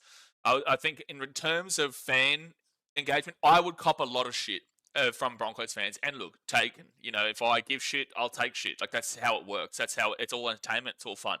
I would get absolutely slanted to oblivion online for the Broncos winning as my most rival team, right? But I would still take that over what we would see overall from the Bulldogs. But I also think that would be so awesome to see kind of the carry on from that. It would just be crazy. It would be crazy. So it's a bit of a catch-22. Panthers getting ready to run out here onto the field. Same with the Bulldogs. Monkey Muay Thai, so I'm predicting 24-16 the Panthers win. I think the experience will get them over the line, but Doggies will be a hard game for them. I could see this game being the exact same score as what we saw last week in 24-14 to the Panthers over the Warriors. Oh, sorry, it's 24-8. I would look towards 24-14. Actually, no, that's still probably too many points. There's probably too many points. 14-12 is looking likely. 14-10 could be likely. We have seen these two teams... I bit my tongue. We have seen these two teams play twice this year where both games went under because it was 8-6 to the Panthers in that first game. And then the second game was 28-4, but again, who gives a shit about that second game because the Panthers rested all their players. But the game that mattered, it was Panthers 8-6. We could see absolutely something similar to that. Maybe like a 14-10, maybe a 10-8, maybe an 8-6 again. That's the way this cookie is crumbling today in how it's shaping up. Again, I will re-emphasize that both teams are in the top 3 for defense. Bulldogs first, Panthers third. But both teams are very middle of the pack and between 7th and 10th, a top 8 contending team for their attack. The Panthers are 7th best attack and the Bulldogs are the 10th best attack. So anything, if it goes over, it is a miracle for people who bet on the over. Monkey Muay Thai, I read that comment. Casey says, you have a very good point. I just don't see the Dogs getting past Penrith or the Broncos. I'll reword what I said. I'd like any other team other than the Storm and Penrith to win the grand final. Fair enough. I will say that I agree with you in regards to the Dogs not getting past the Broncos. But I do think there is a small world where they do beat the Panthers today. But I would say the Broncos should comfortably enough beat them next week. And I think this is their grand final. Yeah, Davo, get around the Cats of the flag. The old Geelong going up against Brisbane Lions next week. Get around them, mighty Catters. Get around them. Paddy Dangerfield's the GOAT, son. The GOAT. Durad says, yeah, true, Blaze, but his services are underrated for the Panthers. Absolutely, but in defense, because people don't really look at defense usually on a individual player level, unless they're making those big-time hits like Liam Martin. Most people will kind of casually look over just the tackle count. They won't know how many tackles players are making, or the cover defense and the coming behind after a missed tackle in front, or the line defense. Most people won't look at that. They will look at those big-time hits, those big X-factor crucial slap-ups from like Liam Martin or Tino Fa'asuamaleaui, these kind of guys. So yeah, he is underrated defensively, and how important he is for this Panthers team, because people are going to look at Nathan Cleary overall. They're going to look at guys like Dylan Edwards. They're going to look at guys like Liam Martin or Isaiah Yeo. And Isaiah Yeo flies under the radar, but he's so good that even people who don't really know why he's so good will still believe he's so good. I guarantee you that people who don't watch every single game, or don't watch games in general, but will kind of tune in here or there, I guarantee you that people won't know why Isaiah Yeo is so good. He's that kind of player where if you watch it on just pure merit of just watching it, you will be like, why is everyone talking about this guy? But I'm still going to talk good about this guy because everyone else is talking about this guy. I feel like that's what most people are like. And then if you're actually watching the game, you know exactly why he's so important. And it's really good that no matter how much he's not that flair player or that X-factor player, that creative player, to the public eye, people still respect him for that kind of stuff. That's why Isaiah Yeo is so great, man. He is so great. Condor says, as a Tigers fan, I want both to lose. I clearly F Galvin, but would love to see Dogs lose more. Well, clearly F Galvin, but would love to see Dogs lose more. Well, that would insinuate that you don't want the Dogs to win because of Galvin too. Go to Cod says, I'm a Panthers fan. I hope the Panthers win. Well, good luck, mate. There is a difference between loose and lose, Jake. There is a difference between loose and lose. The Dogs are running out of the field. Let's hear this atmosphere at a core stadium. Vili Bombili, William Kika leads them out to a massive reception here at a core stadium, and it is packed to the damn well rafters. There's a couple of seats at the very, very top of the core. Outside of that, though, it is absolutely packed to the damn well rafters here. Let me refresh this score. Hopefully that updates live when it does start up. And we are about to get underway for the semi-final to see who will be playing the Brisbane Broncos at Suncorp Stadium next week. Jacob says, who do you have for the grand final over Penrith and Storm again? Well, you've gone, yeah, sure. I would depend on this game. I want to see who wins this game. But if Penrith win, I would have Penrith versus potentially Sharks. I don't know how to tip that next game, Storm and Sharks. But if Penrith win this game, I've got Panthers in the grand final. If Bulldogs win this game, I've got Broncos in the grand final. And then right this very second, I probably would take the Storm. I probably would, but I think the longer the week goes on, and depending on team lists Tuesday, I will maybe lean towards the Sharks, but we'll see how that plays out when it comes to the discussion later on. Christian Kerr says, Broncos Sharks grand final will be back and forth crazy game. Exactly what we saw from them when it was at Suncorp Stadium about 2 months ago, where the final score was like 34-30, and the Sharks led by like 20-4 or something like that. The Broncos came back. It was a crazy game. But the kickoff has been made, guys, and the Dogs will run this ball back through. Maxi King to the 10. It's a great run. Post contact of about 3 meters. Hit that thumbs up button, guys. Subscribe if you're new around here. And don't forget to go subscribe to our travel channel on BKRtravel in the pinned comment and ask your question about any country that we've been to, and we'll put a video up about it. Second tackle here for the Dogs. They're at the 20. Clippy Wooden says, wish Crichton was playing. Happy whoever wins. Dogs here. Matty Burton, good run to the 30 on third tackle. It's a great set here from the Dogs early doors at the 35 here, third tackle. I think we all wish Crichton was playing. Clippy wouldn't, regardless of what your feelings are towards teams and whether you dislike teams or not. At the end of the day, we want to see the best players, the best teams going up against the best players and the best teams. So, no, if you want to be the best, you have to beat the best. And I feel like even the Panthers would have been liking Stephen Crichton to play today just so they can really assert their dominance and prove their point, and especially against an ex-player too. But the Panthers now will get this ball at the 2, and Dylan Edwards will bring it out here to the 20. I'm not saying the Panthers wouldn't be grateful that they're not having to play a quality player like Stephen Crichton, but at the end of the day, they would be planning to beat whoever they have in front of them. It says Panthers should put these puppies in bed.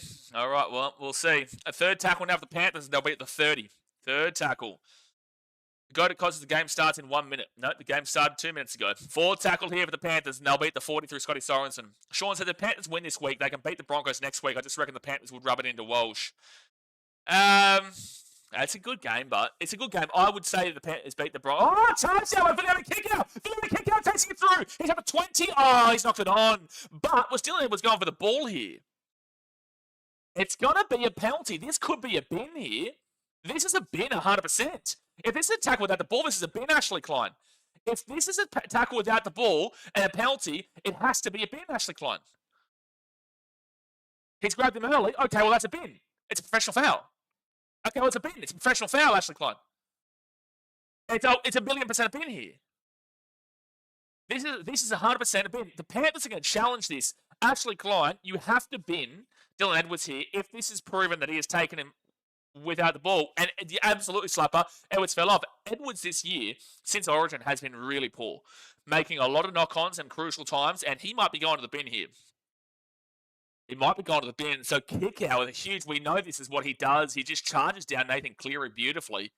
And that's obviously no knock-on for anyone who thinks that there could be a knock-on. That's not a knock-on in that situation. It's a charge down, so it's fine. We had a lot of confusion around that from people earlier on in the year, so I have to clarify that again. That's taken out without the ball. Penalty, sin bin. Bin. It's a bin. It's as simple as that. What? They're ruling out a sin bin professional foul? I get why you rule out a penalty try, but at the end of the day, that is a professional foul. And Panthers have lost their challenge, mind you. Penrith just lost their challenge in the first 2 minutes of this game. But how can you make an argument that that isn't a professional foul? It's one-on-one, him and Edwards, and kick out. They're saying that he's overrun the ball, but at the end of the day, he gets that ball if it isn't for Edwards pulling his arm and grabbing him without the ball. So the Bulldogs will take a 2 here and take the 2-0 lead. What a crazy start to this game. But really confusing how they could argue that that isn't a professional foul. It's an intentional act that has prevented kick-out from grabbing the ball, which has gone on to obviously be the knock-on. Do you guys in the chat, do you agree that that is an absolute professional foul? Or would you go against that? Mintees has been upset. Another one today going for the Bulldogs. Well, we'll see. Well, it's a good start for the Doggies. It's a good start. Fighty Tua says, why not let us see why? Because obviously you're looking for an illegal stream due to broadcast restrictions. You're very well aware. But Matt Burton will get the 2, and it is 2-0 here to the Dogs with 37 minutes to go in the first half. It's a bin, Jossie Parts, absolutely. And Willie says 10 in the bin, absolutely. Justin Sunner says, what was the mumble about professional foul? So they ruled out professional foul and penalty try. I can agree with the penalty try because it's still, like 20 metres away from the try line. Still a lot of work to do there. There's no guarantee he gets it. But to say that it's not Dylan Edwards intentionally taking out the player there and grabbing his arm, it's not a part of the hustle and bustle shoulder to shoulder. He's bringing his hands across the body. Panthers fans will argue it. But the point is that it's clearly a professional foul based off of what they have called. They've said it's a penalty. It's a try-scoring play. There's no world that they should be able to argue that. Second tackle now for the Dogs, and they'll beat the 15. Either way, though, the Dogs lead 2-0. Hella Kimmy says, bro, good afternoon. I'm one of the diehard supporters of the Panthers, supporting all the way from a cold place in Goroka, Papua New Guinea. Get around you in Papua New Guinea, Hella Kimmy. So, Zayden West is up the pars. Slubber says, Panthers are being held by the bunker in the finals is pretty common. Well, it was an unsuccessful challenge. 4 tackle for the Dogs and Matt Burton. Oh, we're back to this same kicking game from the Storm game where they decide to kick it on 4 tackle every time and kick it straight to the fullback where Dylan Edwards will pick it up here to the 35 to the 40. Good run there from Dill. It'll be your first tackle at the 40. The Bulldogs last week against the Storm, they kicked the ball on 4 tackle nearly every single set. Nearly every single set. So and then they changed it in the second half. But I didn't understand it at the time. And I don't understand it now. What is their fascination with kicking this ball on 4 tackle in the finals?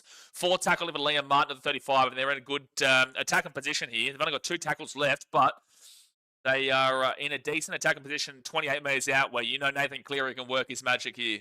5th tackle, they go to Nathan Cleary, and he's going to put that one into the corner. The chase through comes up. That's going to knocked. It's just going to be play on, and Connor Tracy's going to go out to the 15. I was lucky there wasn't an accidental offside there, but it's fine. 0 tackle for the Dogs. They said knock-on Panthers. Said knock-on Panthers there. Okay. And it'll be first tackle out the 15. They didn't make any meters from that. Justin says, the game last week was the greatest game I've ever watched of any sport. Of any sport? Greatest game ever? Wow, that's a big call. That's a big call. Third tackle now at the 30. It was a fantastic game, don't get me wrong, but like an unbelievable game. The greatest game in history of any sport. It's a big call. Fourth tackle now at the 38. The game is on Fox Sports 2 here in the USA. That's right, you're in the US, yeah. Moses says about the Bulldogs must win because they are the underdogs. Well, I don't know if they must win because they're the underdogs. That would suggest that there's a reason why people are betting against them. But the Bulldogs will kick this ball down into the 20, where it will be Paul Alamotti, an ex-Bulldogs player, who gets this ball. There's actually a lot of ex-players of both these teams here. A lot of ex-players of both these teams. You look at the team list. You got Paul Alamotti, who used to play for the Bulldogs. I think that's the only ex-Bulldogs player, actually, for the Panthers. But obviously for the Dogs, they would have normally had Stephen Crichton. There's a penalty for the Panthers at the 28. There is a penalty for the Panthers at the 28. William Kickow obviously used to play for the Panthers. Matt Burton and the likes. So a lot of ex-players for both these teams here today. Guys, hey everyone, fantastic second half from yesterday from the Sharks. Hopefully this is an nail biter. Yeah, absolutely. But like, even though yesterday wasn't a nail biter, it was a really intriguing and enjoyable game to watch, in my opinion. I really liked it. So first tackle now for the Panthers. I think this final series has been the best in a long time. Kahoma, chair brother, get around your Kahoma. Second tackle now for the Panthers. No, they get the off of the way to Yo. And now Lindsay Smith, he's going to be 45 metres out, second tackle. Thomas says, no, last year's grand final was the greatest game ever. Last year's grand final? Last year's grand final was average. 2023, however, is one of the greatest grand finals and one of the greatest games you're ever going to see. 2023 grand final, I would still probably have over that last week. Last week was probably top 3, though, in the game. Anyone who says 251 second, right hand side, Panthers get the ball out the wing. Here we go, 1-on-1 chance here. No, they step back onto the inside, 15 metres out, 10 metres out, 5 metres out. Fit tackle over the Panthers through Paul Alamotti. He's going to roll it back into Dylan Edwards. Edwards across it to Nathan Cleary. Nathan Cleary gets it all the way across to Grassy McGrath. Lindsay Smith, Scotty Sorensen hits the grass. Brian To'o, 10 metres out, 5 metres out. Time for the Panthers. 4-2 with the kick to come. That was too easy, Dogs. That was too easy of a try there, Dogs. That's concerning. That's concerning, Dogs. Way too easy of a try for the Panthers, and it's 4-2 with a kick to come. 4-2 to the Panthers with a kick to come from the sideline. To go back onto my point, 2015, anyone who says that's the greatest game of all time, I'm sorry, it's the greatest maybe 5 minutes plus 10 minutes plus extra time of all time. But the first 70 minutes, you didn't watch the first 70 minutes if you think that was the greatest game of all time. The first 70 minutes were diabolical. But the final 10 minutes plus extra time was incredible, obviously. That Broncos-Cowboys. They had great hands there from the Panthers, but it was still way too easy. Way too easy. They've had one attacking opportunity down here, and they've scored. McLean might have done his shoulder. Has he really, Lockie? Then it says, Tigers-Roosters final in 2010 is still the greatest game of all time for me. Yeah, of course he said as a Roosters fan. I did say that I would say non-grand final, I would have Broncos versus Raiders first, and then I would have Tigers-Roosters second. But I originally, until last week, had Roosters-Tigers semi-final back in 2010 as, I think that was the first week of the finals, the second week of the finals? Can't remember. But either way, that was absolutely incredible, yeah. That was the second week of the finals because... No, I can't remember. Either way, though, that was my favourite until last week happened. So, Brian To'o scores, and we see Nathan Cleary taking a kick from the sideline. Monkey Boy says, yeah, that was surprisingly easy. Way too easy. Especially down that right-hand side, too. They found absolute space there through Paul Alamotti. Can't blame Jethro Renakama because the centre has come in as well, which is forcing him to come in. And strong finish there from Brian To'o. Strong finish. Oklahoma says, yeah, 2023, sorry, yep. Sunnett says, thought they were going to stop him. Well, it's like they didn't get across quick enough. It's like they had time to get across, but they didn't get across quick enough, if you know what I'm saying. Nathan Cleary here from the wing. He will get it in. 6-2, the Panthers, with 31 minutes to go in the first half. Brandon says, you, Blaze, the mic goes muffled when you talk louder than normal, like when the try was just scored. Oh, really? I don't know. I'm not too sure. Does the mic sound better, though? Because I tried to adjust a couple of things for this weekend so that it doesn't go like crazy. When I do scream, it can get quite out there. So it is a bit shady. Like, is it bad quality? There is a stat, the team that takes the 2 points first loses the final game 86% of the time. That's a crazy stat, Chris. I didn't even know that. 86% of the time. Because look, at the end of the day, maybe that's why the Raiders decided not to take the 2 yesterday. Eh? Maybe, Chris. Maybe, because I was criticising that pretty heavily yesterday. They would have lost it too. Because they did score a try at the end of it. It was lucky, but they still scored it. But maybe that's why they didn't take the 2 on 2 separate occasions yesterday against the Sharks. It does sound nothing wrong with the mic, Minty says. Let it go crazy. Brenton says it sounds more compressed and gets muffled a bit. The reason why I changed it is because I want to be able to use this microphone for when I do BKRtravel content as well on my other channel, because it's very different to here. So maybe for next week I can change it back, but for the time being we're going to leave it like this. There's no such thing as noise pollution in Vietnam. No, it's not about the noise pollution. It's about the better sounding audio for like travel content. Dogs will get the ball at the 20. Connor Tracy super close to the sideline, but he'll bring it out to the 33 here on first tackle. Zach says, "Come on, doggies." Chris says, "It's Chris here. Who played with you in the first couple of charity matches?" The old guy who supports parents. Oh, get around you, Chris. Yeah, no, the old guy who played with you. I was a commentator, but I wasn't playing with you. But get around you, Chris. Good. I hope you're well. Things on. This is going to be a good game. Hopefully, mate. We need to see a bit better defense from the Dogs there, though. It was way too easy. Way too easy. Yeah, sounds clear. Good stuff, XXD. All right, so left-hand side, Viliami kick out. He'll get the offload away out the back to Jamin Salmon. Salmon across now to Galvin, who gets crunched, and that's going to be a Dogs knock on. That's going to be a Dogs knock on. What are they going to call here? They are going to call knock on from the Dogs first. So Panthers ball. Galvin, he did get a bit of a hospital pass there. 10 minutes into the first half here, guys. 30 minutes to go. Hit that thumbs up button from Scrum. The old guy who played with you. No, he's saying on the field he was playing and I was a commentator. Maxwell says, "I hope the Panthers win." Well, it's looking good at the moment. Looking good at the moment. King Zion says, "I'm a Warriors fan, but I don't know who to go for." Oh, well, I can't give you advice. I can't give you advice, mate. So Chris says, "Would this be the first time that 2 teams in the top 4 lose in straight sets?" That's a good question.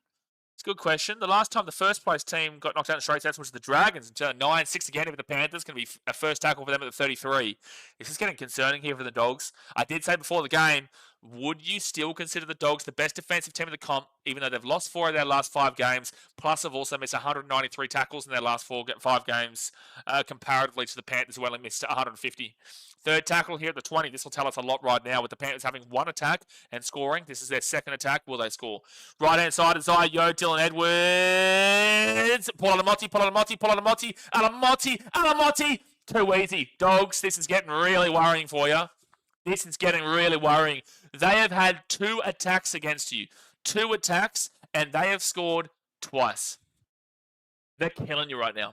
You need to get in control of this game quickly, otherwise you might get blown out here. This is really poor stuff. Again, the Dogs, twice on defense, twice given up, and this is leaning towards why I was talking about that the Dogs are not the same top-tier first-place defensive team in the last month comparatively to the rest of the season. Dragons lost in straight sets in the old McIntyre system, so this would be the first time. McIntyre system or not, it's still losing in straight sets. And that's even worse for the Dragons, actually, because they lost to the 8th place team, to the Eels. The Dragons, they went on to make the grand final, but the Dragons ended up losing to the 8th place team first up. Monkey Boy tries Bulldogs defense. That was easy again, absolutely. Christian Care says, "I love this for Doggies fans." Well, not over just yet, but very concerning. Very concerning. I can grab a kebab in Belmore tonight without the noise. Jeez, they're already getting slaughtered, lads. There's still 57 minutes to go in this game. 67 minutes to go in this game. We're already getting people saying that they're going to be able to grab a quiet kebab in Belmore tonight. Doggies always come back in the second half. Zach, that's untrue. Earlier on in the season, there was a lot of it. I do think that there's still a chance of them to win this game. It'll only be 8 points now, 10 points if he gets his kick from the right-hand sideline. Hold on. Nathan Cleary will, from the right-hand sideline, make the kick. It is 12-2. So it's only 10 points. But It's an unfair statistic that you've just said there. It's not as true as you believe it is. At the beginning of the year, I actually mentioned this, that yes, sure, they were making comeback wins, but you cannot win a premiership and you cannot be the best team in the competition by relying upon comebacks, because the comebacks won't continuously happen. You've lost 4 out of your last 5 games, 26-18 of the Storm. Where was the comeback there? You lost the Sharks 24-6. Where was the comeback there? You beat the Panthers 28-4. They had 16 players out in that game. You lost to the Storm 2014. Where was the comeback there? You lost to the Roosters 32-12. Where was the comeback there? You didn't have to come back against the Warriors. Where was the comeback against the Tigers 28-14? Whilst I would like to agree with you, it's just not a sustainable practice to winning games to be the comeback team, and that is proven by the fact in the second half of the season they have not been having comeback wins. They're either losing well or they're winning the game. There's no comeback.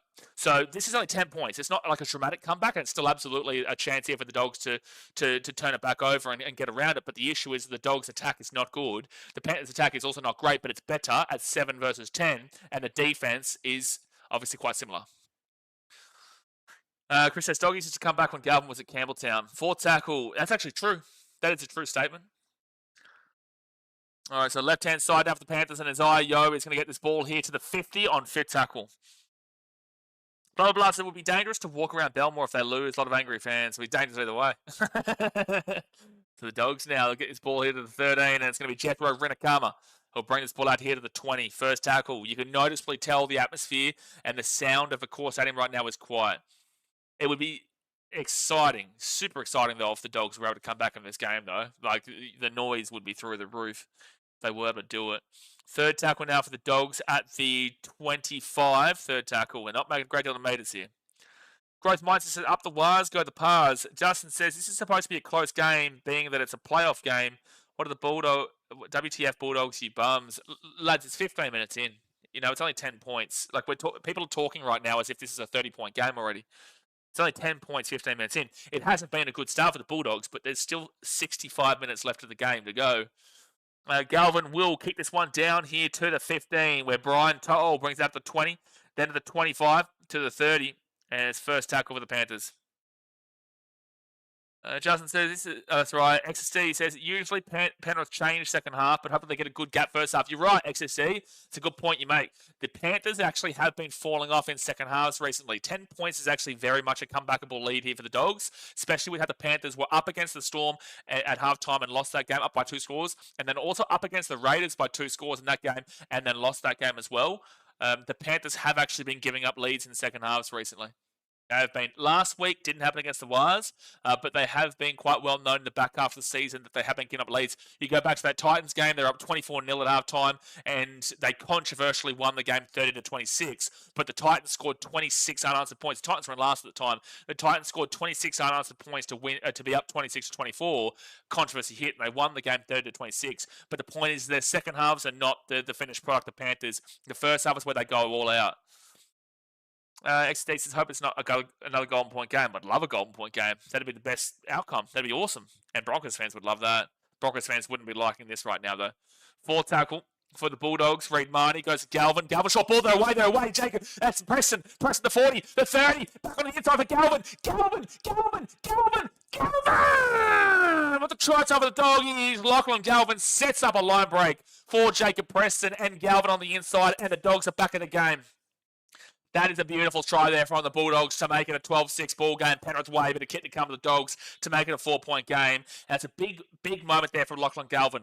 Massive moment for the young lad. For him to get the try, the pass assist for the line break assist, and then to follow it up nicely, have the speed once the pass came through from Jacob Preston. It's great work there from Connor Tracy. Connor Tracy out the back here has distracted the centre to realise that he can't go for Jacob Preston. He must stay out here, because if he goes for Jacob Preston and the pass comes out the back instead for Connor Tracy will break down the sideline. So Casey McLean there is in 2 ways. Do I go for the man at the back of Connor Tracy? Do I go for the inside pass here with Jacob Preston? He does choose the wrong option. He did have to make a choice, and he went for that way. It just came down to the fact that Lachlan Galvin got a beautiful pass to Jacob Preston, breaks through, and then follows it up and scores a try. Really nice try there from the Dogs, and really nice deception from Connor Tracy. Connor Tracy set that up beautifully. Gary says, superb. Laurie says, come on to Bulldogs. And this is what I was saying, guys. It was only a 10-point game, and people were talking like it was a 30-point slap-up. You know, it wasn't great from the Dogs on defense, But right now, this is going against the trend. This is going against the fact that we thought this was going to be an extremely low-scoring game. There are points coming in like this right now. We've been in for 18 minutes. We've already got more points than that Panthers versus Bulldogs game we saw about 6, 7, 8 weeks ago. About 2 months ago when they played, it was 8-6 the Panthers. We have already seen more points in the first 18 minutes here than we saw in the entirety of that game. But, you know, we're only potentially 8 points away from breaking the 24-8 that we saw. Oh, no. Was it 24-8? 24-4? Yeah, 24-4, where the Bulldogs beat the Panthers. Or 28-4, 32. And Matt Burton will get the kicks with a 4-point game. We are only 12 points away from them breaking that game as well. This is a very interesting thought process right now, considering both these teams are so good defensively, but yet both these teams have been relatively poor defensively so far. Both these teams are so poor attacking-wise, but clearly the Bulldogs get a real first opportunity. They score. Panthers have had 2 opportunities and they've scored twice. This is against the statistics. Gary's fantastic line split the defense, absolutely. Again, though, the unsung hero there is Connor Tracy. If Connor Tracy's not there, Casey McLean makes the tackle on Jacob Preston. But Connor Tracy's there, so he's in 2 minds which way to go. So Max King now, he'll be at the 15 on first tackle.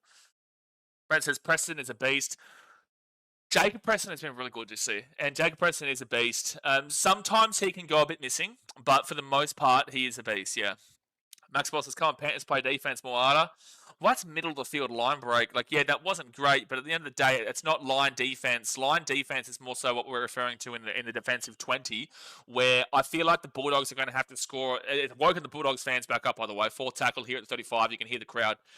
But you would expect the Bulldogs having to need to make a few of these long line break tries today to beat the Panthers, because the Panthers are the best team. Maybe the Broncos better, but the Panthers and Broncos are equal to the 2 best teams in regards to their defensive 20. The Broncos give up a lot of meters in the middle of the field, but they are so defensively resilient when they're actually defending their try line.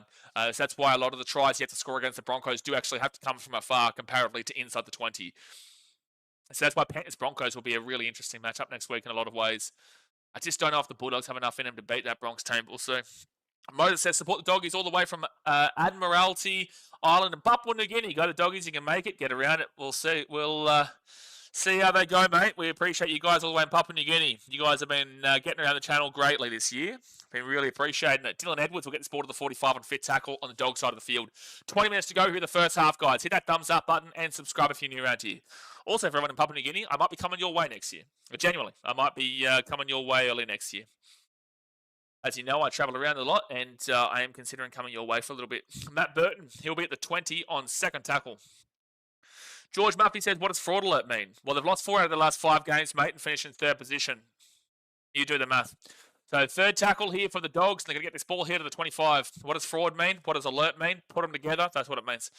Gary says, the way he delayed his pass, the defence thought they were going to play behind, but short pass and through. Exactly right. And that's why Lachlan Galvin is a good signing for mine. Still super young. I just didn't think that he needed to be implemented at the time and change the entire team up. I don't think the signing of Lachlan Galvin is bad, despite what we've seen so far this season. He's got a whole future ahead of him, and that's what the Dogs have backed themselves in on. So 5th tackle, and they'll get this ball to the 20. Again, I disagree with the decision making to immediately implement him, but I like the signing. 1st tackle, long term. 1st tackle for the Panthers at the 28, and it's Brian To'o who gets this ball here to the 35 on 2nd tackle. Jared Troy says, Dad's made the game. I think so. I think he would be. He's based in Sydney. He's a Dogs fan. I would assume so. He was here earlier, though, in the chat. All right, so Dylan Edwards now. He'll go... That wasn't the play from Edwards.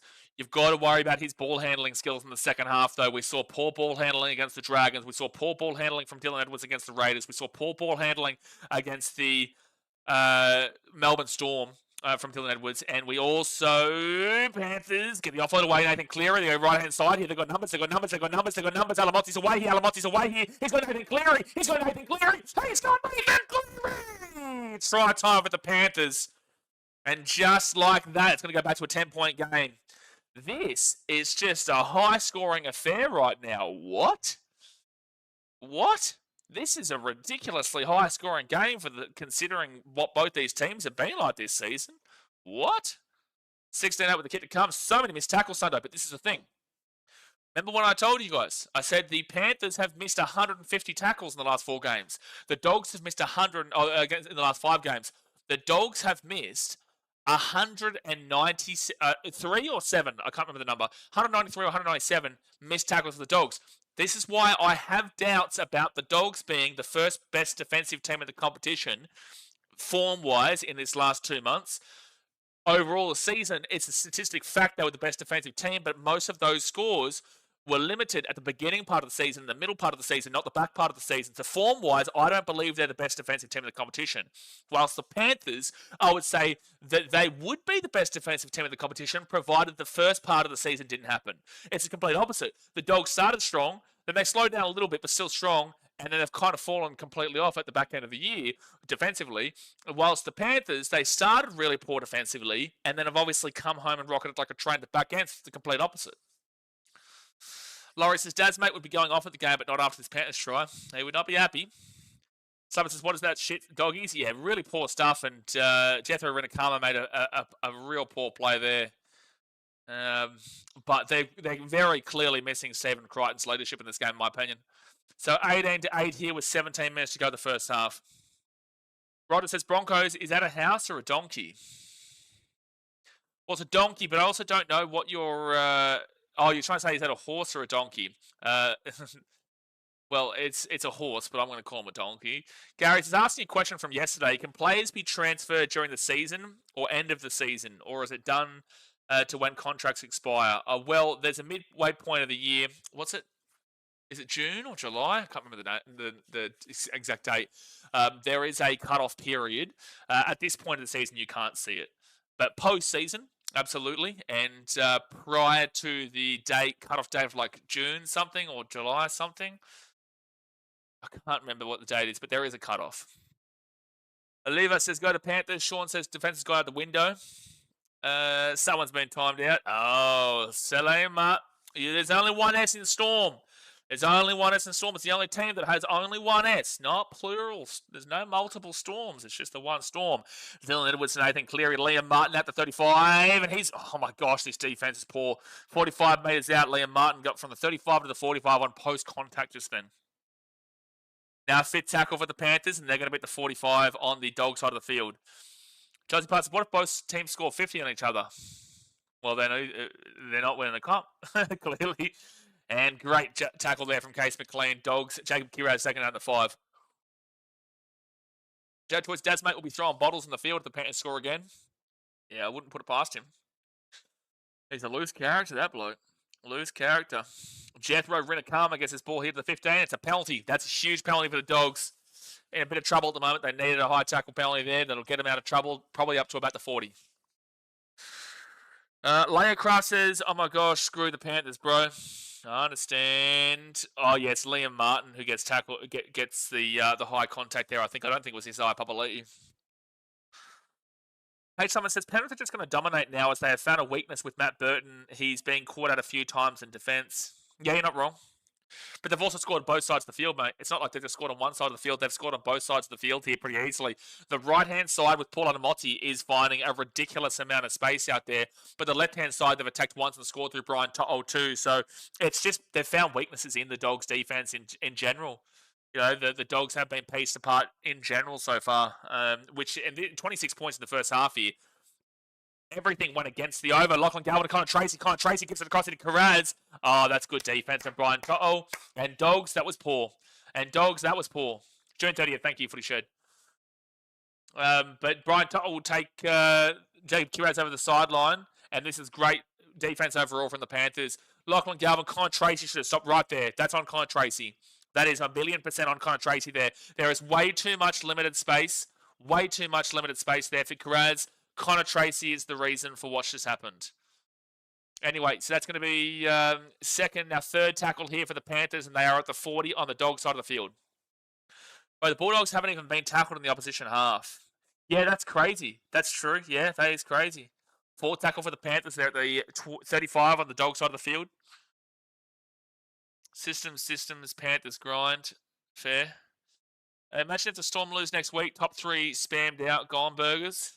Yeah, potential too. Absolute potential. Well, you could see the Storm and the Broncos potentially lose next week, and if that was the case, we'd see two teams outside of the top four for the first time in a grand final, and one team outside of the top four would win.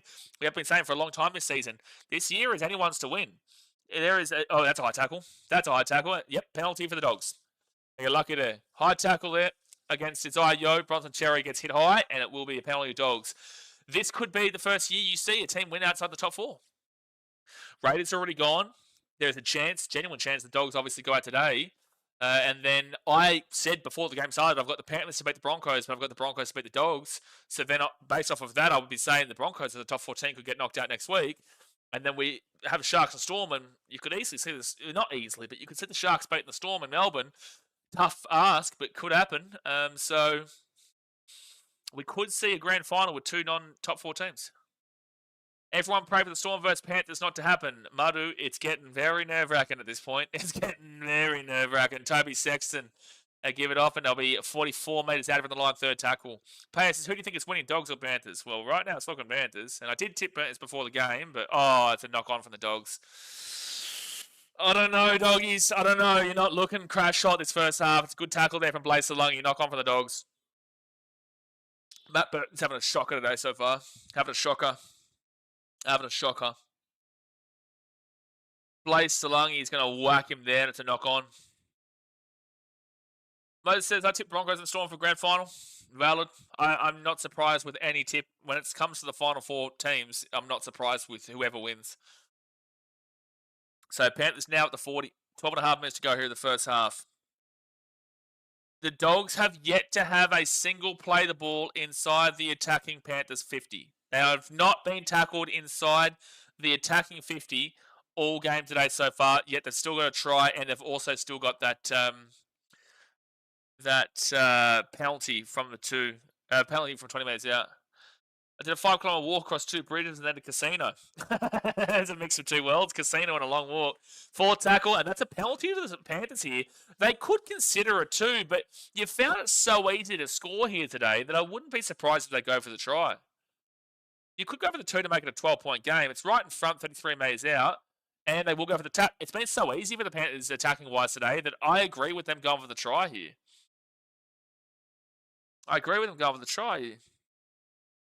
Damn, get Dad's made an ambulance, heart attack in the stadium. Gee whiz. I fear for Logan Bullsacks when he comes back here. So it'll be Mitch Kenny, gives it up to Nathan Cleary at the 15. Underneath to Isaiah on third tackle, 13 metres out. We would need to see some defence here, Dogs. You've been awful defensively today. Need to see some defence. Nathan Cleary at the back now to Case McLean, and Brian Toak's going to score again. Dogs, you're getting done today. You're gone. Like, I don't know if you come back in this game. Your defence has been so atrocious.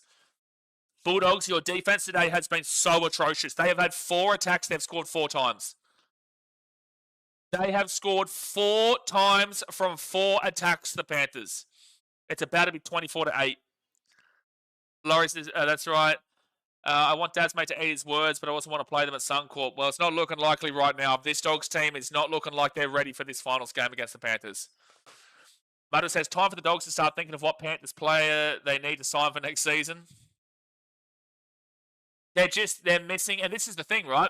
You know, we had a comment before saying they're piecing apart the right-hand side. They're piecing apart Matty Burton. Well, guess what? They've scored 2 tries on the right, they've scored 2 tries on the left. They're scoring tries wherever they want. They might score a right of the guts next. You might see Moses Leota or Isaiah Danwell-Yo score next.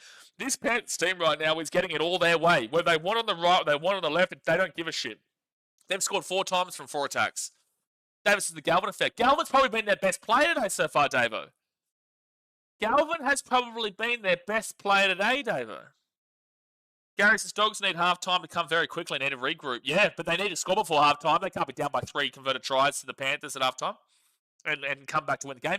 The Panthers have been giving up big leads. Not 18 points, it'll be 16 points. The Panthers have been giving up leads for sure, but 16 points, Panthers, half-time, I don't know. This is too easy for the Panthers. It is Monkey Muay Thai. Are they bashing each other or not really? Not really, Olivia. This is the worst possible outcome right now, the Broncos fans. This is the worst, currently speaking. 65% from far left here, Nathan Cleary, this year.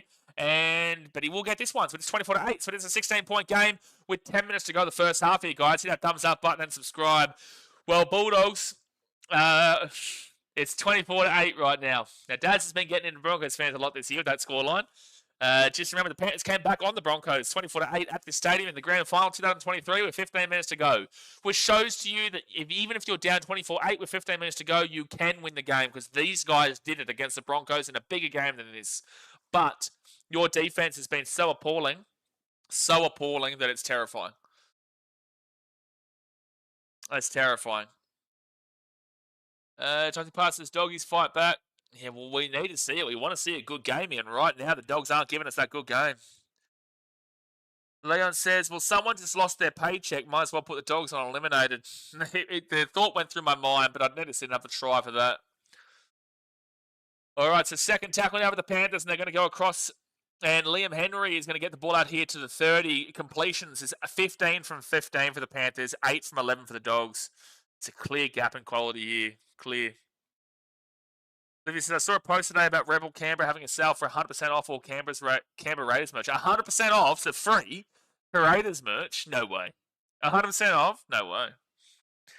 All right, at the back here, Nathan Cleary, they go quickly, and they're going to have space again. Liam Martin's away here. Liam Martin's away here at the 25. They score. Oh, it's some of the Dogs.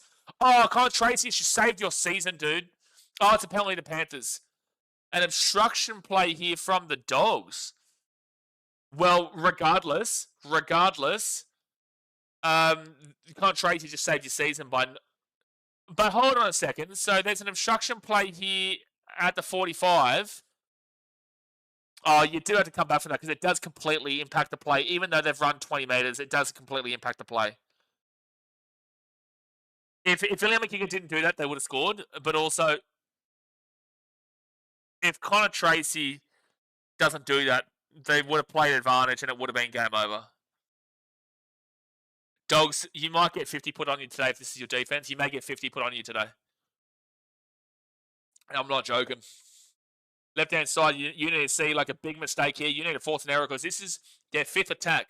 They've had 4 attacks previously. They've scored all 4 times. This is their 5th attack. If they score 5 from 5 and hit 30, you might have 50 put past you. It's Papali'i. He's going to get this ball to the 27 on second tackle. Hayward comes on for Reed Marnie. Rodder says, a Panther will always beat a dog in a fight. Okay. Olivia says, the poster said everything must go. 100% off, though, is ridiculous. That's free. Nathan Cleary out to the left-hand side here. Blaze Salungi. He's going to be 10 metres out for tackle. Brisbane and Panthers is a very good matchup. Nathan Cleary here, 2 metres out. Sort of. It's not the matchup the Broncos would have wanted, but it's a matchup they're probably going to get right now. Panthers kick it through here, and game over. Bulldogs, you're gone. I'm eliminating you now. 5 times, and you're not even. I've got to put you off. I've got to put you on eliminated. I'm sorry, but this is really good stuff from the Panthers and Dogs. This is bad. I'm happy to take you off eliminated if you come back from this, but this is bad stuff, Dogs. I've already got you on eliminated. We've been here for 32 minutes. I've already got you on eliminated. You like to argue me. Tell me I'm wrong to put you on eliminated. You're about to be down 22 points here. You've had 5 times the Panthers have attacked, and they've scored every single time. Someone says, end at 1 half is enough. Like, I can't defend any of this, Dogs. Like, I've got nothing to defend this with. And Broncos fans, you should be shit terrified of this. Best was, this is glorious. Chelsea Park says, looking like next week is the week of grand final rematches. Yeah, Sharks versus Storm 2016 grand final rematch, and Panthers versus Broncos 2023 grand final rematch. Footy Shed says, how's the Dogs left edge attack looking? Need Rinakama for the multi. There has not been attack. Footy Shed, they haven't had the ball. They have not been tackled once in the attacking 50. They haven't had the ball in the attacking 50 the entire game. And yet they scored 8 points. That's it. Scott says, can we get a Tigers logo on the Dogs? No, I'm not going to do that.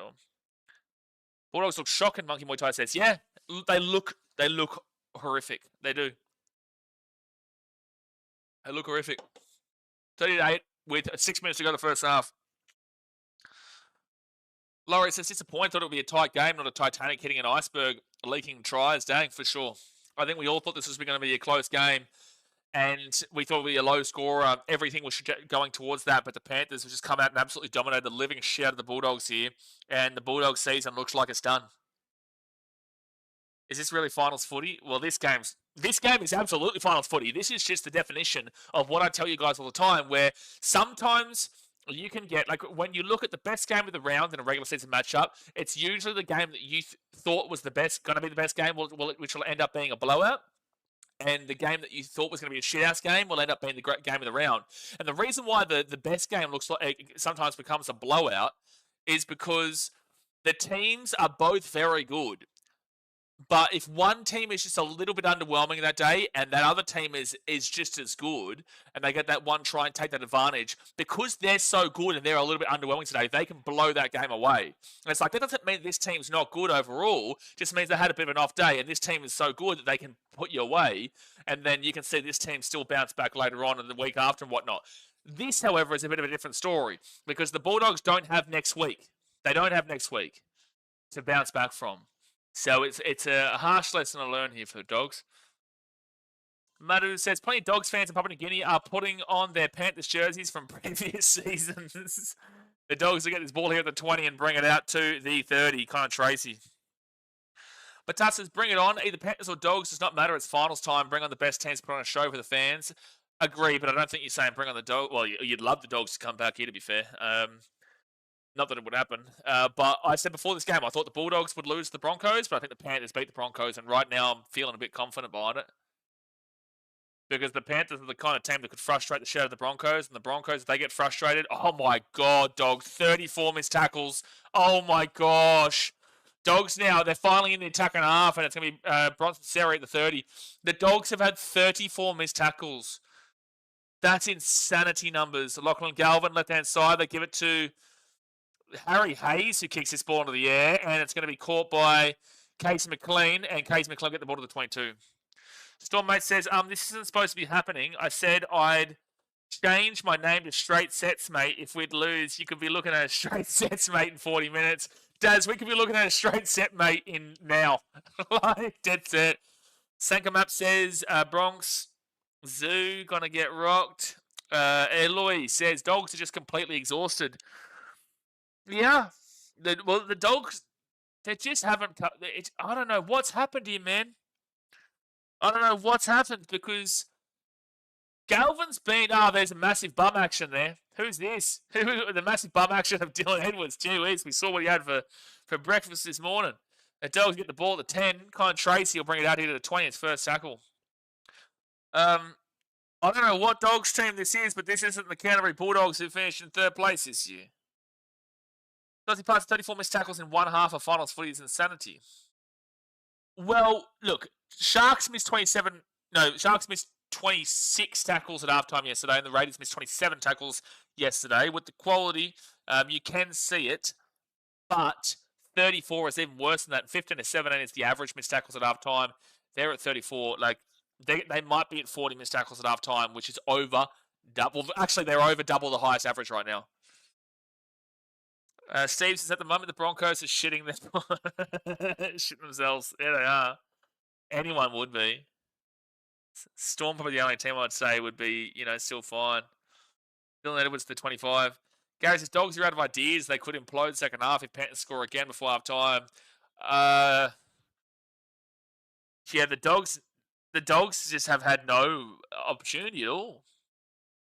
Waiting to cry tears, sculling a few beers at Caxton, Williams says, whoever wins today, the Bronx will be waiting at Suncorp. Yeah, I wouldn't be super confident with how the Panthers are playing right now, but it'll be a good game. It'll be interesting. It's just if there's a team that can beat the Broncos and frustrate the living shit out of them and force the errors, it is the Panthers.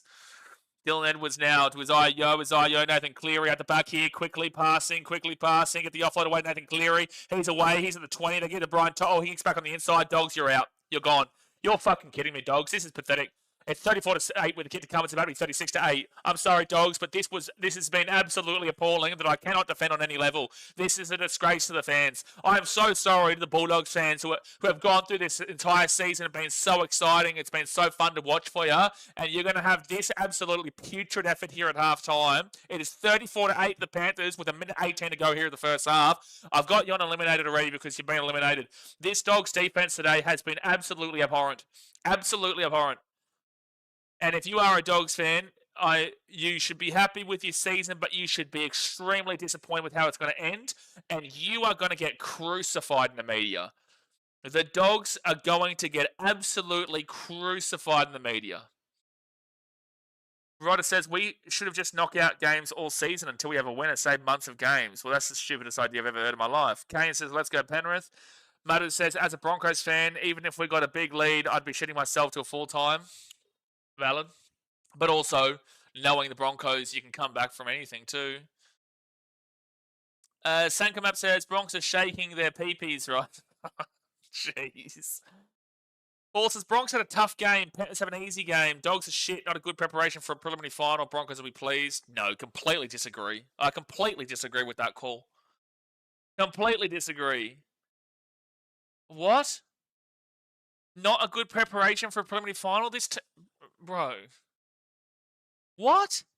You have to be a Broncos fan to have that thought process. There is no way you think that this is not a good preparation for a preliminary final. They've had to go the long way. They travelled to New Zealand, and now they're having to go through the Bulldogs. You're going to say that the Warriors and Bulldogs are both not good opposition, but the Bulldogs still finished above the Broncos this year, and the Warriors were in the top 4 for a large portion and fell out later on. But to say the Panthers, who have won 4 premierships in a row and have been in 5 grand finals in a row, that the Broncos are pleased with this result is the most mind-numbing comment I've ever seen. The Broncos beat the Dogs quite well really well in the first game of the season, and the second game of the season between the two games was when both Origin players were out of all these teams, of all their teams, and yet the Broncos came back from 18 points down to win that game 20-18. That is the game that the Broncos would have wanted. When the Broncos played the Panthers, they lost 32-8, man. Like, at what point are the Broncos pleased by this result? At what point? In what world has anyone got any audacity to think that the Broncos should be happy with this matchup right now? And how could you be happy with this? It is 36-8 to the Panthers at halftime of a finals game. They've already gone to New Zealand, beaten New Zealand. They had a better defense than you this year. They were a decent amount behind you on the attack. But this Panthers, when they played you, they were also not in form at that time, mind you, as well. The Panthers, when they won that game 32-8, was well and truly not when they were actually playing their best style of footy, which is way better. If the Broncos win next week, fair dues to them and fair play to them. But this is not what the Broncos want at all. And to say that they'd be pleased with this is absolutely ludicrous. Absolutely ludicrous. Ludicrous stuff. Thailand says, Bronx fan, I'm crapping my pants right now. It's like you should be confident in your team. I'm not saying for you not to be confident in your team. You should be confident in the Broncos regardless, that they are a preliminary final team. But that's not what I'm debating right now. What I'm debating is the thought process that the Panthers are effectively not ready to play the Broncos. What? The Panthers are not ready to play the Broncos. They've won 4 premierships in a row. They're ready to play the Queensland team from 2011. They're ready to play the Australian team from pretty much every World Cup except for 2008. This Panthers team don't care who they play, man. To insinuate they're not ready is an insane statement. It's absolutely, gigantically insane. The Bronx now will be another level. You lost 32-8, Paul. You lost 32-8 the last time you played them. My God. My God. Dead set. But I think I'm also so frustrated right now because we wanted to see a good finals game here. We wanted to see some excitement. We thought it was going to be a close game. And then the Bulldogs just come out and play diabolically. Diabolical stuff. Diabolical. Dogs waiting for that fat lady. Absolutely. Absolute cracker games next week, old Lee. Absolutely, Jossie. Ibby says, yeah, what on earth is this game? Penrith are going to get the 5p.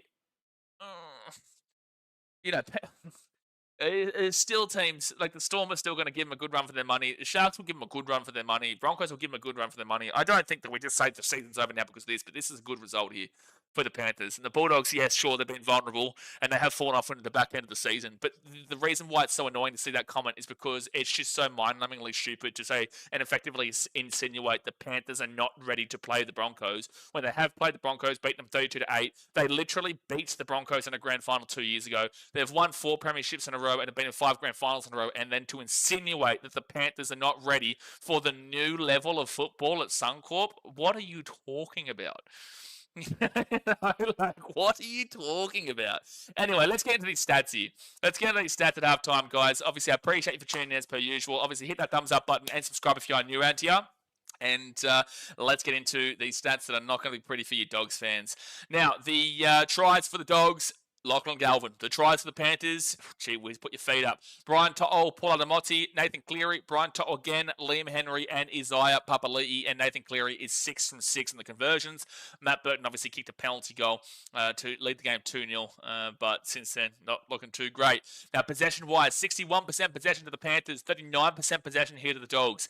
That is a gigantic swing. That is actually kind of what you saw from the Sharks-Raiders game last night in the first 30 minutes of that play, where the Raiders, they had 63%. The Sharks had 37%, or 62%. The Sharks had 38%, and yet the Raiders were only up 6-0.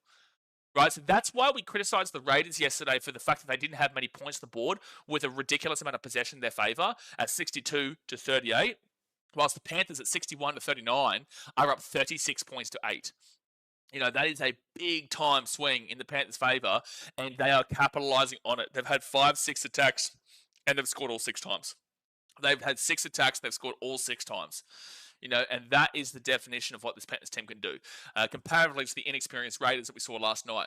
Time and possession, 14 minutes and 49 seconds for the Panthers, 10 minutes and 15 seconds for the Dogs. That's 25 minutes.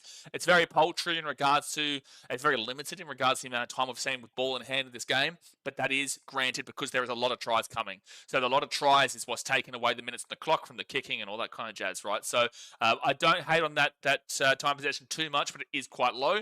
Now, completion rate, this is huge. You want to be seeing at least 80%. Anything above is great, anything below is bad. The Dogs are at 78%, 11 from 14. It's not too far off of the mark, but it's still below the mark at 78%. It's not great. You know, it's you need to be seeing at least a minimum of 80%. They're only 2% short, but they are still short of it. 11 from 14 completed sets, so 3 errors.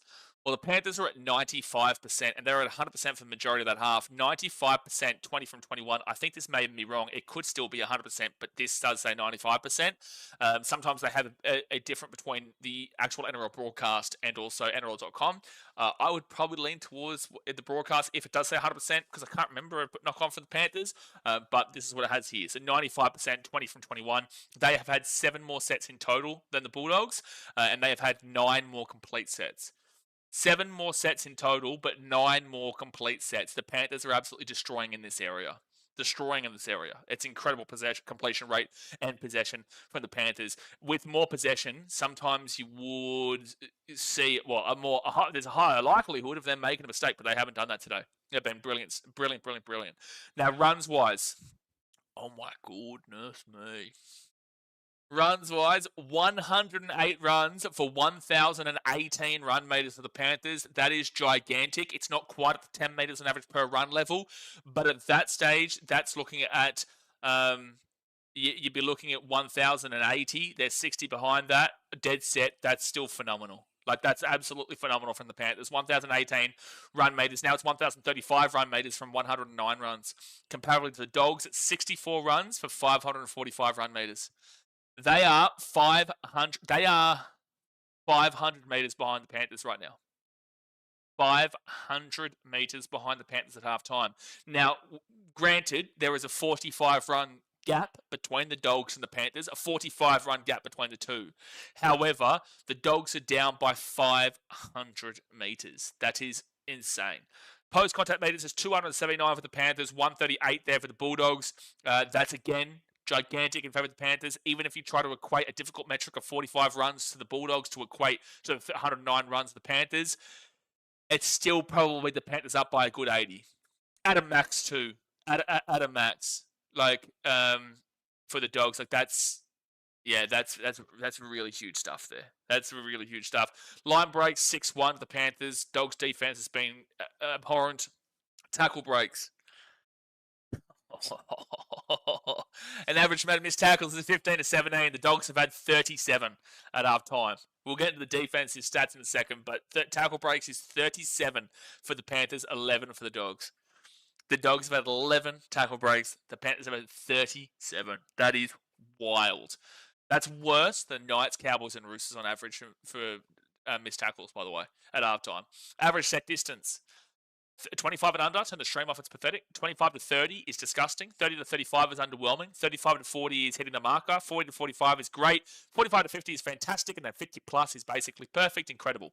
The Bulldogs were at 38.98. So when they actually do have the ball, 38.98 is getting towards the upper end of hitting the marker. So when they actually have the ball, it's not awful. But it's just they're not really having the ball here. You know, the Panthers are just absolutely doing them in. Because getting close enough to the 40 metres is actually quite okay here, especially considering from what we've seen on the eye test. That's actually a pretty positive number. But yet the Panthers still beat them out by 10 metres, 49.32. They're basically at a perfect first half. They're still in the fantastic category of 45 to 50. They're at the extreme high end of that. But they're so close. They're 0.68 meters away from going on an average set distance of 50 meters plus. Like, that is incredible stuff there from the Panthers, and the Bulldogs are 10 meters behind, over 10 meters behind by a small margin across the 10. So that is huge there for the Panthers, and okay for the Dogs, but they're just not getting enough ball. Average play the ball speed, anything from 3.19 and below is extremely fast. 3.2. No, I'd say 3.29 and below is extremely fast. 3.3 to 3.39 is fast. 3.4 to 3.59 is average. 3.6 to 3.79 is slow. And 3.8 and above is extremely slow. The Dogs are at 3.5 seconds on the dot, which is smack bang on a normal average play the ball speed. Not a bad connotation, just saying it's an average of what you see from NRL teams. 3.5 seconds is a bang smack average there. So it's not fast, it's not slow, bang right down the middle. And then we've got the Panthers at 3.37 seconds, which is in the fast category. Just inside the fast category, but it is quite fast. They're playing pretty fast football here, whilst the Dogs just kind of going through the motions. They're just kind of going through the motions here. Offloads is 7-1 Panthers way. Bulldogs, usually a team that can get an offload or two away. The Panthers, maybe not necessarily as much, but they've dominated them in this area again. Kicking defusal is Panthers 100%, the Bulldogs 50%. Effective tackle percentage, and this is where the game is absolutely being won here from both these two teams. The effective tackle percentage is an individual metric. So this is an individual metric based off of who's making tackles and who's missing tackles. The effective tackle percentage of 85% and below is pathetic. 85% to 88% is underwhelming. 88% to 90% is hitting the marker. And then 90% and above is basically perfect. An incredible first half. Now, I'm going to give you the Panthers here first to tell you how good they've been. 91.78% is basically perfect. It is an incredible first half there defensively from Penrith. 134 tackles made for only 11 missed tackles and 1 ineffective. Now, there is a swing of about 70. There is 74 tackles made between the two. The Bulldogs have 208. The Panthers have 134. So that means the missed tackles and ineffective are going to be much more limited because of the less opportunity. But missed tackles of 11 is 4 under the average of 15 to 17. 4 under. Who cares how you get it? That is the stat. They are 4 underneath the lowest of the averages of 15 to 17 at 11. That's brilliant. That is a really good defensive stat there for missed tackles at half time. And then 1 ineffective tackle, the average is 6-7, so they're 5 underneath the minimum, the lowest average of the ineffective tackles. So only 12 bad tackles across the first half of the Panthers. 91.78% is an incredible stat line. The Dogs, they are a full 10% below the Panthers. They are in the disgusting category. 81.89%. That is really, really poor stuff. And then you go to the tackles made. 208 tackles made, 37 missed tackles, and 9 ineffective. I repeat, 37 missed tackles and 9 ineffective. That is 26 more missed tackles than the Panthers. 26 more missed tackles than the Panthers. The average is 15 to 17. There is 9 more missed tackles between those two than the higher of the averages. 26 missed tackles comparatively between the two. The 37 is 20 missed tackles higher than the highest of the averages at 17 at halftime. The Bulldogs have been abhorrent defensively today. This defense today, based off of this, is Knights, Titans, Cowboys, Roosters, and even teams like the Titans don't have that many missed tackles in the form at the back end of the season comparatively to what we're seeing here. And the Titans were awful this season. That's how bad that stat is. That you are being compared defensively today. A team that has been across the competition this season has been in first place defensively. You are being compared to the Knights, the Titans, the Cowboys, and teams like even the Rabbitohs, to say. That's how bad it is. So, geez, I don't know how you fix that in the second half. I don't think there's a possibility of coming back from 28 points down, but I don't know how you fix that. Negative play, 3 errors to the Bulldogs, 1 error to the Panthers. In penalties conceded is 3 penalties aside, 1 ruck infringement to the Dogs is 0 for the Panthers, and 1 on report for the Dogs, 0 to the Panthers. Errors wise, 4 and under is good, 5-6 is average, and then 7 and above is really bad. The Dogs and the Panthers are both very limited. 3 errors to the Dogs and 1 error to the Panthers. That's good. That's good. So the Dogs are actually doing well in this category. And penalty conceded is the exact same. So, the only reason you are losing this game is because you've been abhorrent defensively, which is what you've built your entire team around, Bulldogs. Your entire team has been centralised around defence. You can't even blame your attacker of Lachlan Galvin. You can't even blame your attacker of Toby Sexton here. You cannot even blame your spine on the attack and the backline on attack, but you can blame everyone on defense. And specifically, you can blame your right side and your left side defense. The Panthers haven't necessarily been breaking through in the middle. They've been making decent enough meters and good meters, but they're not breaking through the middle. They're breaking through on the right-hand side where they scored their first 2 tries. They're breaking through their left-hand side where they scored their other 2 tries. The point is that this game here, Dogs, you may concede 50. You may concede 60. And that is absurd. I don't necessarily believe you do, because surely the Bulldogs come out in the second half with a bit of ferocity, a little bit of animosity, and don't want to get even more embarrassed. Your season is probably done, and you have to come to terms with it. But now it's about pride, and the fact that we're talking about pride in the semi-final is horrific. It's horrific. But anyway, guys, they're coming out here with the second half. By the way, I was right. Completions is 20 from 20 for the Panthers. I knew they were 100%. I didn't remember a knock-on. So NRL.com, for some reason, has the Panthers at 95% completion rate. The Panthers actually have a 100% completion rate. If you go by the broadcast, that's 100%. If you go by the NRL.com, it's 95%. But guys, hit that thumbs up button. Subscribe if you're new around here. Let me know in the comment section what you think. Obviously, go subscribe to BKRtravel. We've got our travel content, and I want you to ask a question about anything you want in regards to all the countries I've been through this year on that video there. I put in the pinned comment, so go subscribe there. And don't forget, tomorrow we will have the Gold Coast Titans season review live at 5 p.m. Australian Eastern Standard Time. On Tuesday, it'll be the St. George Illawarra Dragons. On Wednesday, it'll be the South Sydney Rabbitohs. Thursday will be the West Tigers, and then so on, right? Then Friday, we'll be live for the Melbourne Storm versus the Brisbane Broncos. Saturday, and the Melbourne Storm versus the Cronulla Sharks. And then on Saturday, we'll have the North Queensland Cowboys season review. Sunday, we'll have the Panthers versus the Broncos. But the second half has started, so let's get into it. Panthers will get this ball to the 15 on first tackle. Jared Rainbow says, just tuned in, shouldn't have bothered. No surprises, though. Yeah, it's rough, man. I hate Real Madrid says, think any Dogs fans at the game have left already? Yeah. Yeah, I do. 36-8 is comprehensive, dude. 26-8 is like it's 18 points. It's doable. 28 points against the 4-time premiers in a row. It's not doable. So I wouldn't be surprised. Glenn Woods, the comprehensive shutout is what we're witnessing here. Absolute clinical surgery by the Pars. It's the closest thing to a perfect game half of rugby league. Just wow. I agree. I agree with you, Glenn Woods. Mentex says, wonder what the Bulldogs coach is saying. There's not much you really can. And I usually have my say in regard. People ask me this question all the time, like, what would you say at halftime to your team? I really don't think there's much you can say in regards to what. Here we go. Yeah, Cameron Strada just really disappointed. They're killing themselves with too many errors. Well, they only had 3 errors there. I don't know about that, Cameron Ciraldo. Can't blame the errors. They only had 3 errors at half time. The defense has been poor is what you should be blaming out there. Not necessarily errors.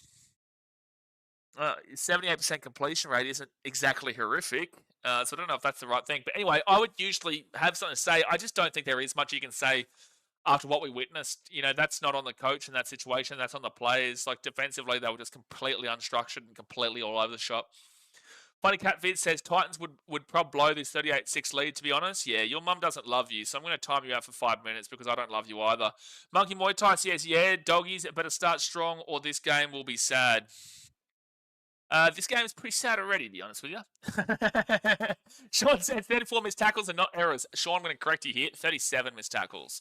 Kane says, yeah, I got Panthers versus Sharks grand final. Jockey Pass says, wait, does this mean no more doggy songs? It doesn't look like there's going to be too many doggy songs. Lagan. Aha! Mr. Lagan. Welcome back to the streams, Lagan Full Sacks. We would be winning if we still had Jade Knockenball. I remember you giving a lot of people in this chat groups saying Dogs will win a grand final. I know you won't give it to me, but I'm sure you've made enough enemies in this chat that they're going to have a bit of laugh at your expense right now. I won't do it, though, because I do feel for Dogs fans. I think you've had a great season that's going to be really disappointing for you to finish up with here. Fit tackle for the Panthers to get taken to 5 and Dogs will get the ball. Tylen says, hear me out. Storm Bronx combine their best players. Avengers style is the only way we can stop the Panthers. That'd be an interesting concept. Fullback, are you going Reece Walsh or are you going Pappenhausen? Fullback is an interesting one. Obviously, halfback-wise, you'd be going Jerome Hughes. 5'8"-wise, you'd be going Cameron Munster. Xavier Coates is on the wing. You're probably putting Will Warbrook there too, to be completely honest with you. Third tackle for the Dogs, now fourth tackle for the Dogs at the 25. Centers, you'd be having Katoni Staggs and Reece Walsh. Easy, Tylen says. I don't know about easy, but I would probably lean towards Reece Walsh. That's a penalty. Penalty to the Dogs here at the 33. People can give it to me. It is what it is at the end of the day. We've been shit on to the next season. Yeah, it's a good mindset to have, Lagan. It's a good mindset to have. Oh, penalty for descent here. So it's going to be 40 metres now they're going to get the penalty from. Well, Dogs, if you want any chance of coming back here and making it the most miracle comeback of all time, this would be the greatest comeback of all time, by the way. 26-0. If anyone mentions who the teams were in that game, you're getting timed out for 5 minutes because you're a piece of shit. But the biggest score comeback ever was 26-0 by two certain teams that will be not mentioned today. If the Bulldogs came back from this, it'd be a 28-point deficit, so this would be the greatest comeback of all time. You need to score now. Second tackle. This is the first time I've seen the Dogs near attacking 20 all day. Right hand side, Lachlan Galvin gives it off, and it's a knock on Dogs. Yeah, forget the comeback, lads. Forget a comeback, lads. Knock on from the Dogs. That was the first time you've been in the Panthers 20, and you knocked the ball on. Also, I think some are underestimating how important Carrigan is to the Broncos middle. I want to back my Bronx all day, every day, but reality may hit us next week. I think your emotions and feelings right now are extremely heightened regarding your team because of what you're watching here, because you know you have to play the Panthers next week, and with what you saw in the first half, I think wait until tomorrow to kind of have your... I agree with you in regards to Carrigan, don't get me wrong, but ultimately, I also don't think he's got the same form as he has in recent years, and mainly speaking, this game here, you're having probably a more significant negative opinion about the Broncos based off of what the Panthers are doing. Their left-hand side, they're away here again. 30 metres out, 25 metres out, fit tackle for the Panthers. Probably my 23 piece hit seat. Yeah, this is going to be a rough week for Broncos fans because you will think about that and you will have that shoved down your throat. The Broncos-Panthers preliminary final, a grand final from 2023, knock on for the Panthers. Dogs hit the ball left-hand side, Matt Burton. And Matt Burton will beat the 15. Back to the 10. First tackle. He's been awful today, unfortunately. Broncos fans, you're about to go through a rough week. They are going to promote the living shit out of that game by saying it's a grand final rematch in 2023. They will replay Nathan Cleary's try over and over and over and over again. They will replay Ezra Mam with that one try where he breaks on the left-hand side and scores. That'll be great, but you won't be able to celebrate it because you know what happens at the end of that. So just be prepared for this next week, Broncos fans. I'm not a massive Broncos fan myself, but at the end of the day, it's going to be a tough week for you having to deal with all that commentary about the 2023 grand final. Dogs have been the most obnoxious fan base all year. I think I speak for all NRL fans when I say glad they're gone out of the comp. Entertainment-wise, sure. Like, at the end of the day, they just want to see, 1 second, their Dogs here, right inside. They get to Jacob Kiraz at the 30. He kicks that ball over the top, and Nathan Cleary gets it. And the Panthers get the ball at the 15. They're just everywhere, man. They're just too good today.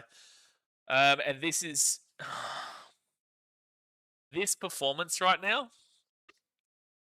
This performance right now is given, like... I mean, shit, it really is. Aiden says Dogs stink in defense and attack. You're not wrong, but Dogs were the best defensive team across the comp this year, but just not the last 2 months. They just set themselves up at the beginning. This is just really giving massive vibes. Anyway, the point is that, look, is that 420? Nathan Cleary kicks a 40-20 and the Bulldogs are going to be on the defense again. Oh, boy. Von P says, well, at least the officiating in this game isn't that bad. Well, I don't think it's had an opportunity to not be bad. The only thing I'll disagree with you there, is that Dylan Edwards should have been binned in the first 2 minutes of the game. With that being said, I don't think that changes the outcome of what we're seeing. But Dylan Edwards should have been binned in the first 2 minutes of this game. Outside of that, there's not been an opportunity for the refs to screw it, really. The Bulldogs have screwed themselves. Second tackle here, 4 metres out. Jaden's the Sharks premiers confirmed. Well, that makes no sense. Out of the left-hand side of Case McLean, I would like the Sharks to win, but that doesn't make any sense. What we're watching right now, third tackle for the Panthers. They're 1 metre out here from the line. Third tackle. They roll it back. They go quick, and fourth tackle now, 4 metres out. This is their 7th tackle. They score their 7th try.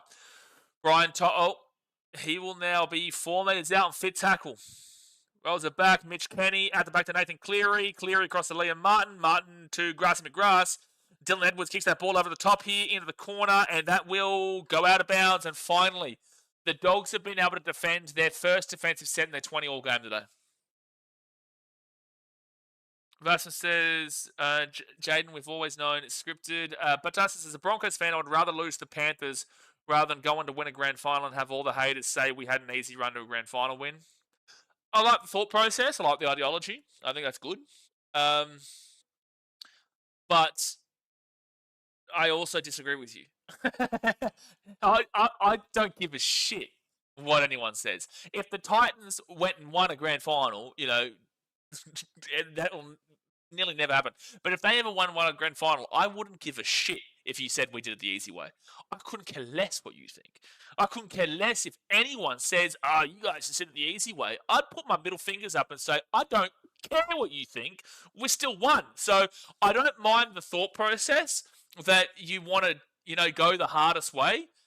But also no, because why would you want to lose to the Panthers instead of winning the grand final? Who gives a shit what everyone says? That's out in the full there from the Bulldogs, and the Panthers get the ball here at the halfway point. Do you know what I'm saying? Tyler says Reynolds coming back just to lose the Panthers would be just horrid for him. Lost 2 grand finals to them already. I think Billy Walters out is a huge loss, man. He's been so huge these last couple of months. Dogs have to be careful here. No team has won the grand final losing by 50. Yeah, you're a funny man, aren't you, Madu? You're a funny man. Funny man. Funny man. Second tackle now with the Panthers at the 40. At the 40. Oh, I want to see Dogs fans' reactions here on Instagram. The first comment, the most liked comment on the Dogs half-time post was from a Manly fan who said sucked in from a Manly fan. Sucked in from a Manly fan is too funny. Daz is at the game, Steve. Nathan Cleary at the back now. They give it to Case McLean. The first comment on the Dogs half-time post is sucked in from a Manly fan. That's incredible. 30 minutes to go here of the game, guys. We probably know the winner. We do know the winner already. Hit that thumbs up button and subscribe. Dogs hit the ball at 13. Hit the thumbs up button and subscribe. Sean says the Panthers supporter in my head is being a right prick at the moment. Sean, you are a Dogs fan. You got a soft spot for the Panthers. But it's going to be Matt Burton gets his ball to the 35 on second tackle.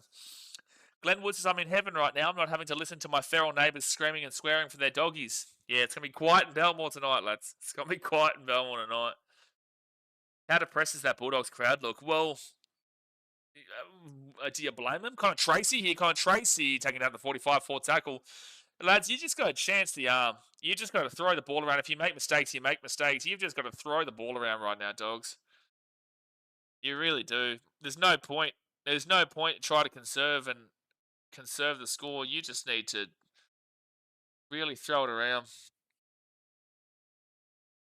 Michael says, what happened to all the top 4 teams? They were leading all year. What's going on? Well, the competition happened. That's what happened. And elimination finals happened. And also, the Broncos were 4th place and the Storm were 4th place. And Storm was 2nd place. And both teams were into the preliminary final playing at home. So they're still there. They're still there. 4 tackle now for the Panthers to 45. Winning this much has to be boring for Penrith fans. So, Mitchell, look, I think that ideally they would love to win those exciting matches, but ultimately they're just looking for 5 premierships in a row. They don't care how they get there. It's more boring for neutrals. I respect how quality they've been in this game and how poor the Dogs have been. And this game here by the way, is a prime example of why I tell you guys every single game, it's not mutually exclusive. You can say a team has been bad and you can say a team has been good, and the team winning is not just because the Bulldogs have been bad, it's because they've been perfect. The Panthers have been perfect today. The Dogs have been bad. You can say both of them the same. You can say that both have happened in the same game. The Bulldogs being this bad is not the reason that the Panthers are so convincingly winning this game. They win this game off of their own back, but it's also being heavily encouraged by a really poor performance from the Dogs at they're at the 25 now, 4th tackle. It's also being heavily encouraged by that, score-wise. It's a get what you're saying, but how sweet would it be if the Broncos went on to win the grand final with what you're watching today? I don't like the Bronx. I don't want the Bronx to win. But if they go on to win, then I respect that they won the grand final on their own backs. But fuck the Broncos. Fit tackle now for the Bulldogs at 45. It says on the Broncos circle joke page, guys. Like, at the end of the day, I'll tell you, Broncos have a chance to win next week. And good luck to them. And I'd honestly probably rather see the Broncos win the premiership over the Panthers. But also, you're not going to see me sit here and just circle joke the Broncos for the next year, like saying, oh, how sweet would it be? God, no. Couldn't think of anything damn well worse except for the Panthers winning the comp. Right-hand side, Con Tracy here at the 40. Here we go. Bronson Cherry. Oh, it's an intercept by the Panthers. Oh, no. Oh, no. Brian To'o just intercepted the ball and has brought the ball to the 25. Gets the ball offload to Isaac Tungo. Tungo steps. He gives that ball underneath now to Luke Garner. Garner is 8 metres out. Oh, the Bulldogs are away and they threw an intercept. I still can't believe people are trying to encourage me to talk about how sweet it would be for the Broncos to win. No. Right outside, Nathan Cleary gets it across here, and Paulo Monti's going to score, and that sums up this game here, dogs. That sums up this game here, dogs. That sums up this game. The Dogs were nearly guaranteed a try. Brian To'o intercepts it, runs 70 metres. Pass the ball back to Isaac Tungo, pass it to Luke Garner, gets tackled, and then they just spread it out to the right-hand side. And Dogs, you're going to have 50 put past you for the first time this season. And you have been eliminated. Broncos, you're playing the Panthers at Suncorp next week. If Penrith plays like that, I think Penrith 13+. I disagree. On Brisbane without Carrigan. I don't know. Maybe if they play like this, sure, but the Broncos are still a very good team. You know, I can say that I don't like them, but I can also tell you the truth and say that they are a very good team. The biggest pros and cons of the Broncos is their flair on the pro, their flair, their excitement, their speed, their creativity. They're fun to watch. But the biggest con to what I just said there is that if they don't get it moving like they want, if it doesn't flow, if it's not rhythm, if it's not fluid, then they can make mistakes very quickly. Broncos-Cowboys is a great example. It was controversial, but they still won the game, still scored 36, 38 points in the game. The Broncos can play like that, where if the Broncos played the Panthers that day, the Broncos get slapped. But because they played the Cowboys that day, they had an exciting, flair-driven game, and it was really enthusiastic. So the biggest issue with the Broncos is they're so polar opposite. If it goes well, they're the best team in the competition and the form team in the competition. If it doesn't go well, then they drop off past a lot of teams, a lot of teams. That Brian To'o intercept was just unbelievable. Glenwood said, so funny, neighbours were just cheering, and then next minute, yeah. Bulldogs don't score one more try, I'm going to shave my hair. Sean, it's not looking likely that they score another try, but it's looking likely the Panthers hit 50 and potentially even 60. Patar says, bring it on. Yeah, well, we'll see next week. Yeah, good luck to you. At the end of the day, if the Broncos go on and win the competition, they deserve to win the competition. Whoever wins the competition, they deserve it. It's as simple as that, regardless of your dislike for teams, regardless of your distaste for teams, regardless if you wanted something else to happen, that all doesn't matter because if a team wins, the team wins. You know, I sit back here and I'll absolutely respect the Broncos, who genuinely do have a chance to win the competition this year. If you're going via form of teams in the back 2 months of the season, you are talking the Broncos and the Sharks in a grand final. Does that happen? Maybe not necessarily. Cleary will miss the kick and it will stay 40 points to 8 with 25 minutes to go. A grand final based off of form is the Broncos versus the Sharks, and based off of the form and based off of their recent matchup, I would probably lean with the Broncos there, but it'll be an extremely close game that can go either way. And based off of experience, you're looking at a Panther Storm grand final right now. But also going off of how this week is shaped up, yeah, look, you are leaning towards a Panthers versus Sharks grand final, especially considering the Broncos beat the Raiders by 1 point. The Sharks beat the Raiders by 20 points. That is a big thing to notice. even though the Raiders did have Ethan Strange for that Broncos game and whatnot, there's a couple of contextual things, but regardless, the Sharks put him away as well in the same place. Olivia, you have to have faith as a Broncos fan. You have to have faith. I'm going to be critical, and other people online and opposition fans are going to be critical, but at the end of the day, you have to have faith, of course. There's no disagreement with that. Knock on from the Panthers here at the 28. The Bulldogs get the ball here 28 metres away. Jared Choice, the Doggies fans there are like some mullets. What can you blame them? Jaden said Sharks, Panthers, and Broncos all peaked at the right time. Well, Panthers are peaking now. They didn't really peak in the back part of the season. They peak now. They didn't peak against the Raiders and the Storm. And this game right now is representing how poor that game was between the Bulldogs and the Panthers, where it was 28-4 as the final score. But the Bulldogs didn't look impressive for the first 40 to 50 minutes of that game. Bulldogs won 28-4, but first 50 minutes was really poor from the Bulldogs. Adrian says bring on next week, up. Yeah, it'd be interesting, man. Tough one to go down there to Melbourne, though. Second tackle here for the Dogs at 30, Bailey Hayward. He'll go Toby Sexton. Haven't seen much of Tobes today. They'll be out to the right-hand side. Here, Jake Kiraz, very risky of another intercept there. Then they get the offload away to Lachlan Galvin. You just need to throw the ball around here. If you make a mistake, so be it. You're already down 32 points, so just throw the ball around. Tio Towers says, would you say this has to be one of the worst finals games? We've seen plenty of bad finals games, but this has been one of the worst individuals. Jacob Preston will score a try, and it's 40-12 with a kick to come. This is one of the worst individual performances I've ever watched. I've watched plenty of bad finals games, so plenty of bad finals games. This hasn't been great from the Dogs. At least it started off red hot for the Dogs, and then they just fell away completely. Their defense has been so poor, but the Dogs will score through Jacob Preston, and it is going to be 40-12. And this is the thing: Lachlan Galvin's actually had a pretty good game. People are going to blame Lachlan Galvin. They're going to say the Lachlan Galvin effect, blah, blah, blah, blah, blah. They don't have anything that's actually vital to say about the game. Lachlan Galvin has been one of the best Dogs players today, and Jacob Preston has been pretty closely followed.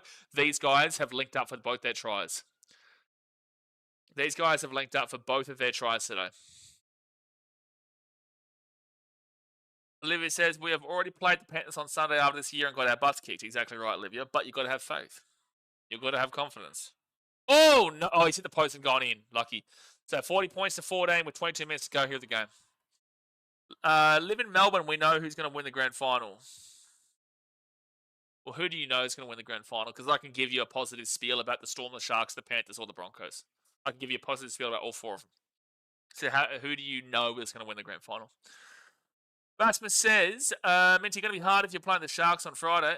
Vax says they need to score a few more tries so it doesn't look like a hiding. Oh, Vax, anyone who knows, like, even if you lose 40-36, it's still a hiding because if you've given up 40 points. But, like, everyone who's saying this knows it's been a hiding. They've had their pants pulled down internationally.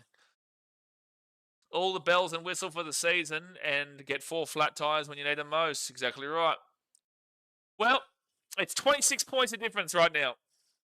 If you want to create history, this would be the most historical moment in rugby league.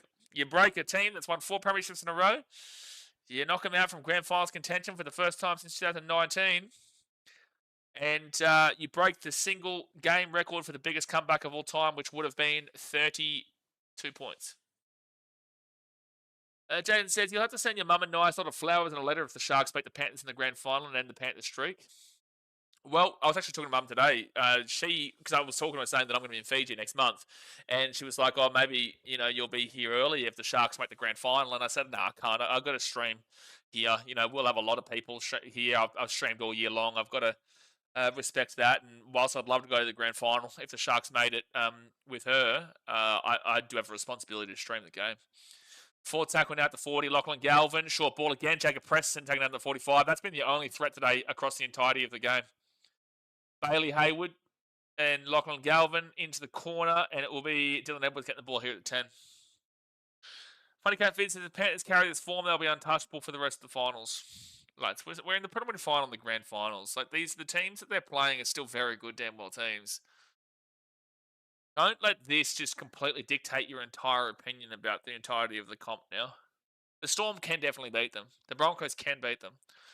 Sharks is interesting, but they can. I would tip the Panthers, though, based off of what we're seeing. But the Sharks have been good, too. David says, is this an escape tunnel for the Dogs? The downpour of downpour arrives. Would the game be replayed if the game was abandoned? What? Is this an escape tunnel for the Dogs? The downpour of downpour arrives. Would the game be replayed if the game was abandoned due to weather? No, mate. No, brother. There's no replaying going on here. 20 minutes to go. Here the game, guys. Hit that thumbs up button and subscribe. And now Matt Burton's going to bring this ball here to the 40. Monkey Muay Thai, the Sharks Panthers final incoming. Lads, we're really looking down the barrel of the Panthers Storm Grand Final. We're really looking down the barrel of it. Panthers now the favourites to win the Grand Final. You're probably going to see the Storm favourites. And it's a knock on there from the Dogs, by the way. So the Panthers will get the ball here at the 44. No, it's going to be a knock back from the Dogs and knock on from the Panthers. And they can't challenge it. They lost in the first 2 minutes. Oh, no. They are saying the Dogs knocked it on first, and they're going to challenge. Ethan says, that's right. Zach says, I just don't want the Panthers to win the Grand Final. Well, it's looking like, unfortunately for you, man, they're looking good. They're looking good. Sounds like someone had too many vodka Red Bulls. Who? Oh, you're talking about the escape tunnel thing. So that's gone backwards. Oh, and then he hits it there. And then it hits his head. And then he knocks it backwards. This is fine, actually. If it hits Nathan Cleary's hand, I'm sure it's knock on, but I think this actually could be just knocked backwards because it hits his hand, then hits his head. Does Cleary get it here? No, this is knocked backwards here from William Kikau. This should be a successful challenge. And then Cleary will touch it, which will then be a 6 again. Yeah, it's gonna be a 6 again here for the Dogs.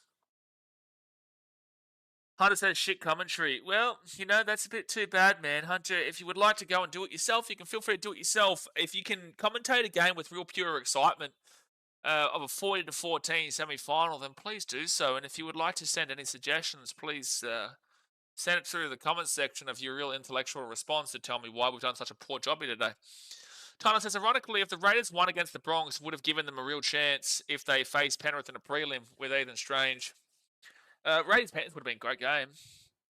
Hunter says this commentary is shit. Speak about the game. Okay, Hunter. It is 40-14 to the Panthers. The game is shithouse. This is a shit semi-final. What do you want me to speak about, Hunter? What would you like me to speak about? Oh, Toby Sexton passes the ball. They've scored a try. They're down by fucking 20 points.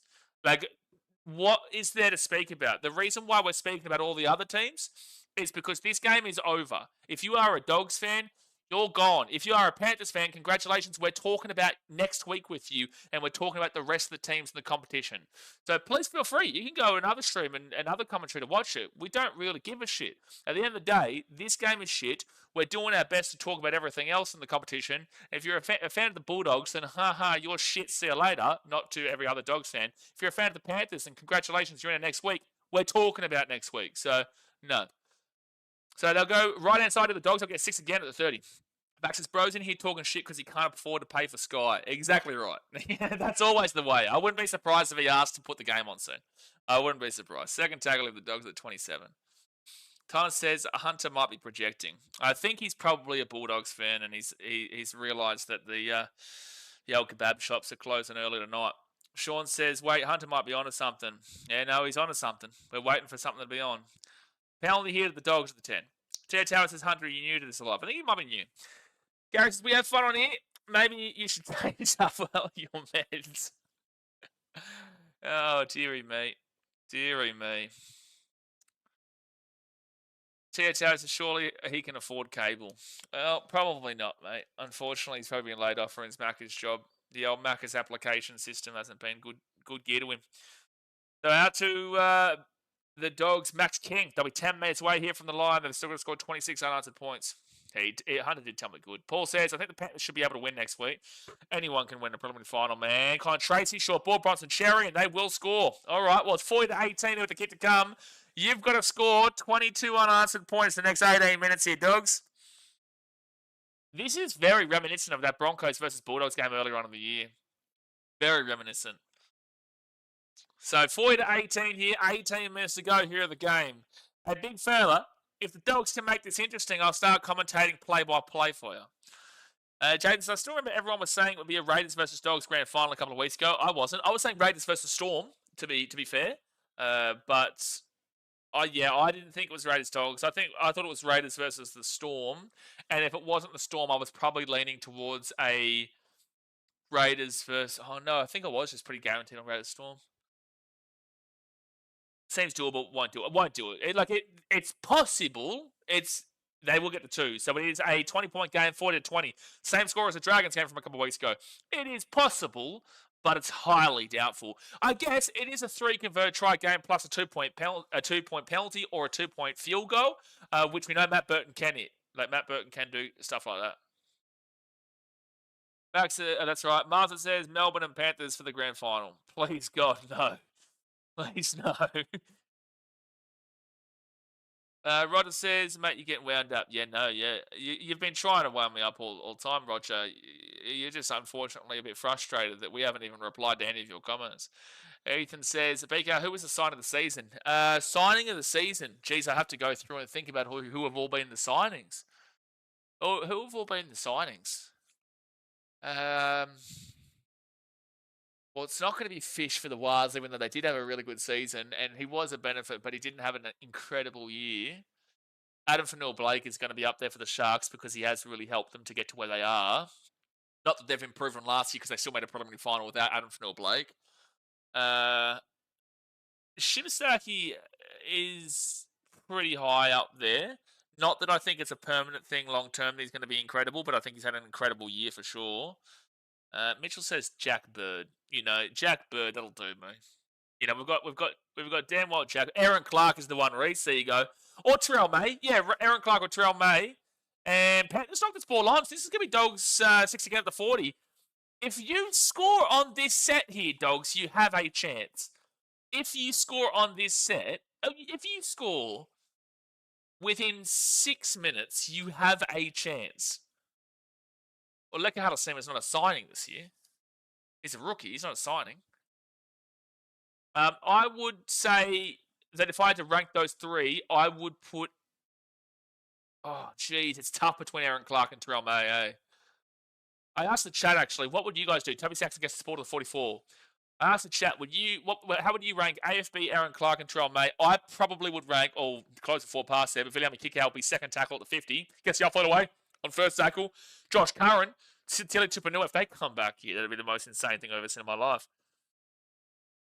45 metres out, Bailey Hayward to Lachlan Galvin. Galvin, short ball to the line, Jacob Preston. He's away at the 25. Oh, I couldn't get the offload away. It was really there, though. They go to the left-hand side, Bailey Hayward at the 15. He stops, he moves, he's still going here. 13 metres out for tackle. If they score a try here, this becomes interesting, by the way, lads. It becomes interesting. Viliami kick out at the 15. He runs this ball into the line. He will be 13 metres out, fit tackle. And now Matt Burton, he'll go to Toby Sexton. Toby Sexton gets this ball across to Connor Tracy. He'll have to put that ball in the air. It was a bad pass. Awful kick, but it's fine. They've still got the ball here. Just pass the ball back to Galvin. Galvin's now walking around. He gets that ball back here to Bronson Cherry. Cherry kicks it back inside here, and the ball will come for Dylan Edwards, the 10. And that, my friends, is that.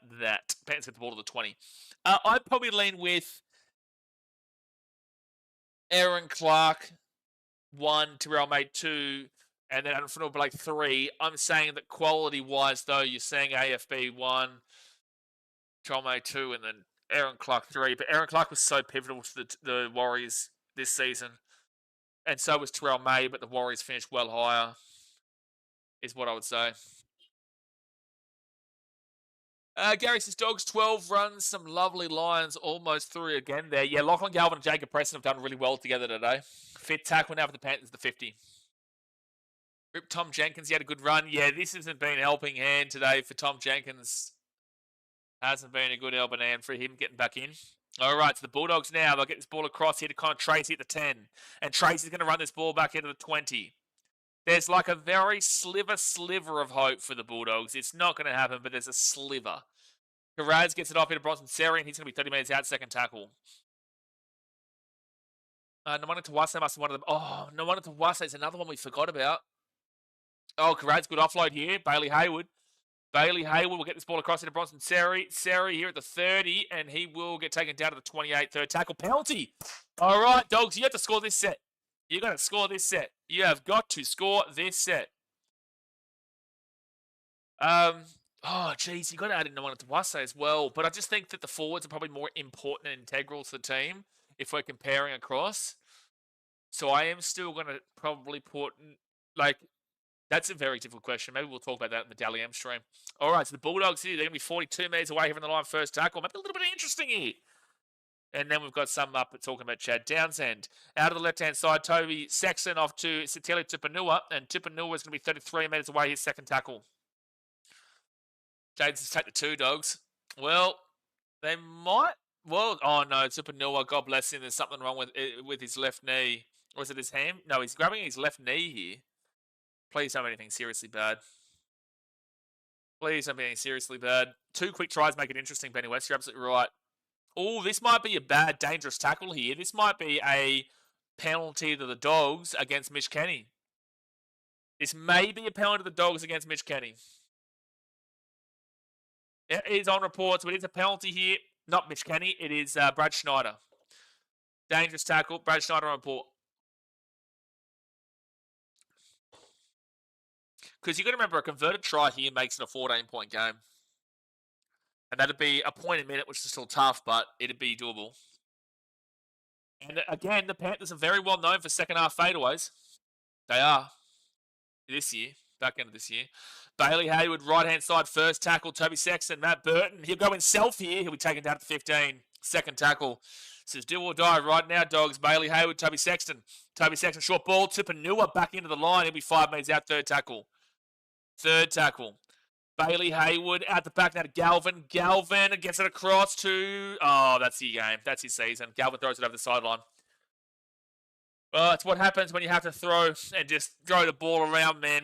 You just have to throw the ball around, and that's what happens. Ben Hunt, Broncos would have dropped out the 8 after Man Reynolds went down without him. Sure, but Ben Hunt for a large point of this season has been really underwhelming. But he was very much needed depth-wise in those halves when Adam Reynolds and Ezra Mam got injured. Panthers go and win the final, Taz says. Well, it's looking good at the moment. They've still got about a few points in the second half, and I guess it's something the Broncos fans can look at and have a bit of confidence behind. Like, the Broncos should be able to say that regardless of a score deficit, as long as it's not 36-8 at half time, the Broncos can target the second half against the Panthers. They always seem to fall off. They were up by 2 scores against the Raiders and lost. They were up by 2 scores at halftime against the Storm and lost. They were up by, one second, right-hand side. Oh, nearly an intercept by Rinikama, but it will be a knock-on here from the Dogs. Will be a knock-on from the Dogs. Will be Panthers ball at 35. They were up 24-0 against the Titans at half-time, and it came back to 26-24 to the Titans before controversy hit. Ultimately, this Panthers team is not a good second-half team. Broncos can target that, and the Broncos obviously came back by, 16 points against the Raiders just last week.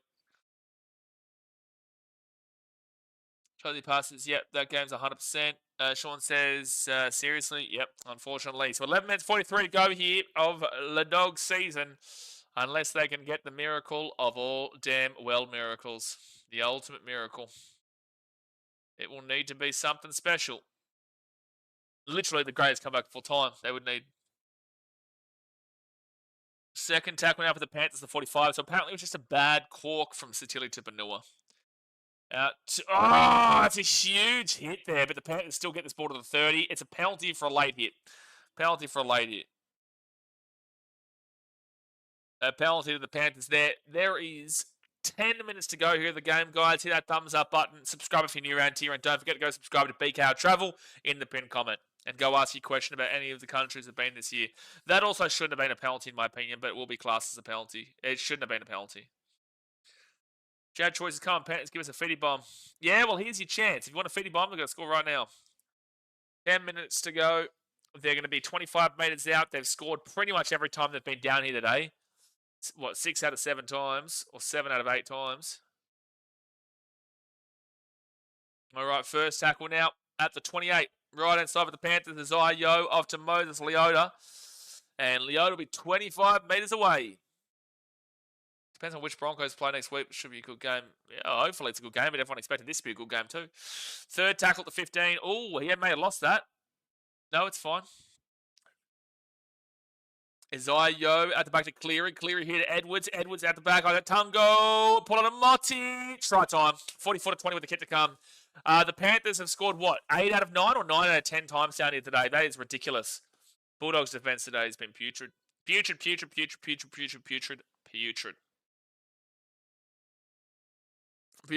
So 44-20 here with a kick to come. 10 minutes to go, and the Fetty Bomb is on. When was the last time we saw a Fetty Bomb in the finals? I'm going to ask ChatGPT. ChatGPT. Where is it? Here we go.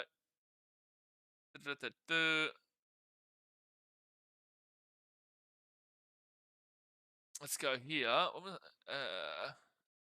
ChatGPT. Go there. That's a good point. Eels Broncos 2019. I was there. When was the last time a team gave up 50 points in the NRL finals?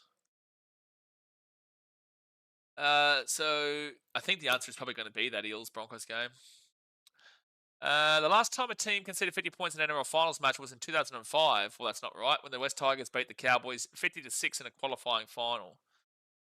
What about Uncos Eels 2019? I'm going to add it in. So you're right to bring that one up. In 2019, the Parramatta Eels beat the Broncos 58-0 in an elimination final. Yeah, that's actually the biggest ever winning finals winning margin in NRL history. And it means the Broncos are the most recent team to concede 50 plus in a finals game. So yeah, it would be that. It must be the Broncos stakeholders that are in control of ChatGPT, because I forgot about that game. It talked about 2005. ChatGPT is terrible with NRL stats. Yeah, well, that just proved that. Disgusting performance, as he says. Yeah, it has been.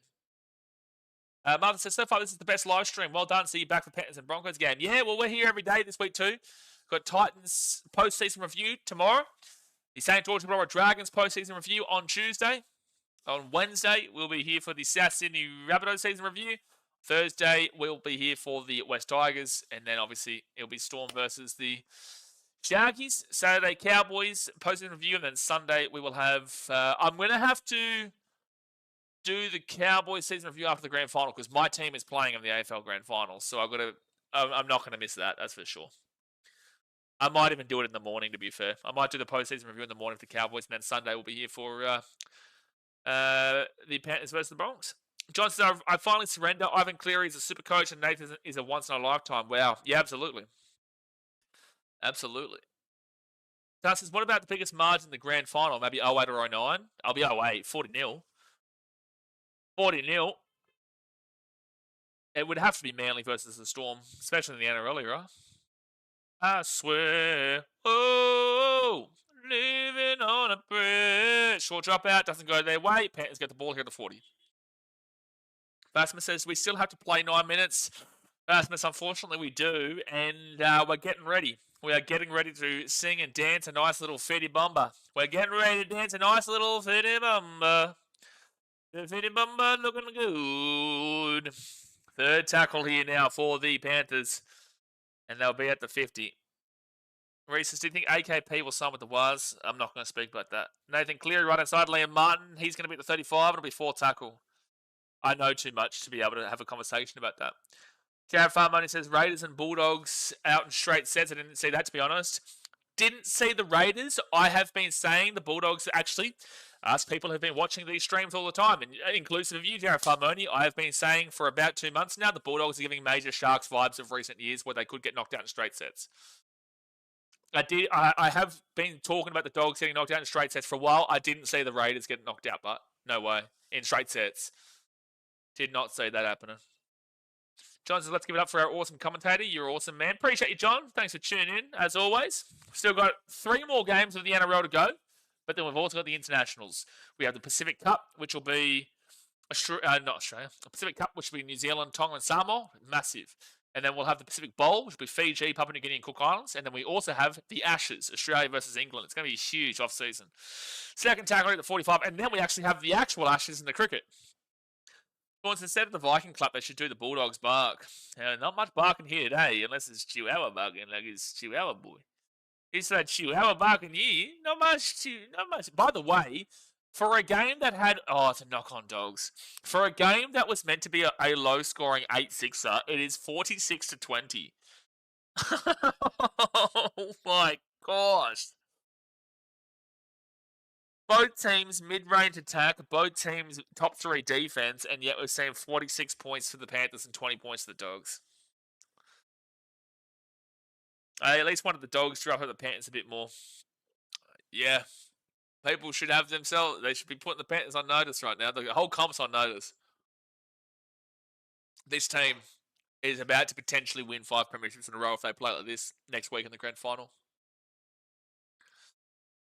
Yeah, Gary says, nasty fall there, shoulder pop. Dion says, can't believe the Panthers are going to win another year. Storm can beat them, Broncos can beat them, and Sharks can beat them, but Panthers are looking really good in this game, and they're looking pretty solid to go on and beat the Bronx. Storm and Sharks is interesting. I'd have them to beat the Sharks, but I don't know if I'd have them to beat the Storm. Panthers here, potential Fetty Bomb. No, knock on. Hunt says the Panthers will do the you can't see me when they get the 5th ring. We'll see. Jared Farmani said everyone's just riding off the Storm now, and everyone's riding off the Broncos and the Sharks as if like the Sharks didn't have an incredible game yesterday. The Storm aren't in a preliminary final after beating this team quite well. Well, not quite well actually, but beating this team last week, and then also the Broncos who are coming in off of beating the first place Raiders in Canberra as well. And by the way, mind you, the Raiders beat the Panthers. The Raiders beat the Panthers like 3-4 weeks ago. So it's all well and good that everyone's jumping on this bandwagon now. The Panthers are going to guaranteed win the comp, and it's basically a signed, sealed, delivered premiership.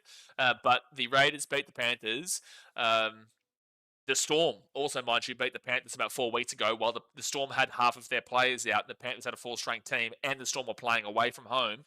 And yes, the Panthers smacked the Broncos a long time ago, but still that was the thing that did happen. So the point of the matter is that this is not signed, sealed, and delivered. The Sharks have had a very good performance. The Storm have had a solid enough performance, but also beat the Panthers a few weeks ago, and the Broncos had a very good performance last week. So I just don't understand why people are so guaranteed and locked into the Panthers now. Are they really a good shout to win it? All 4 teams have a really good shout.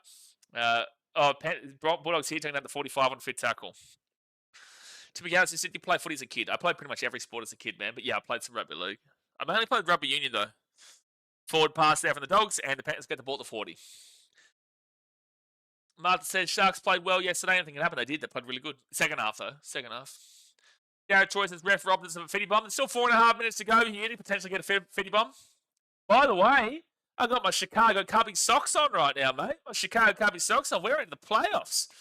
We're in, son. We are into the playoffs. Is Justin Tarkowski still there? I know he's a Cubbies fan as well. Olivia says, what are we doing for the BK Sport Christmas party? I will be in Fiji for the old Christmas party this year. I've been travelling all year, so I'm looking forward to getting back and seeing my family.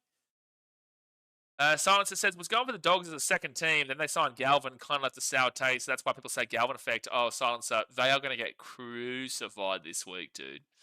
The Bulldogs in the media, God bless you. You are going to get cracked in the media this week. Bulldogs intercept there. Tilly Tupanua gets the ball here to the 35. First tackle. I said 6 weeks ago the Panthers were going to win it. Okay.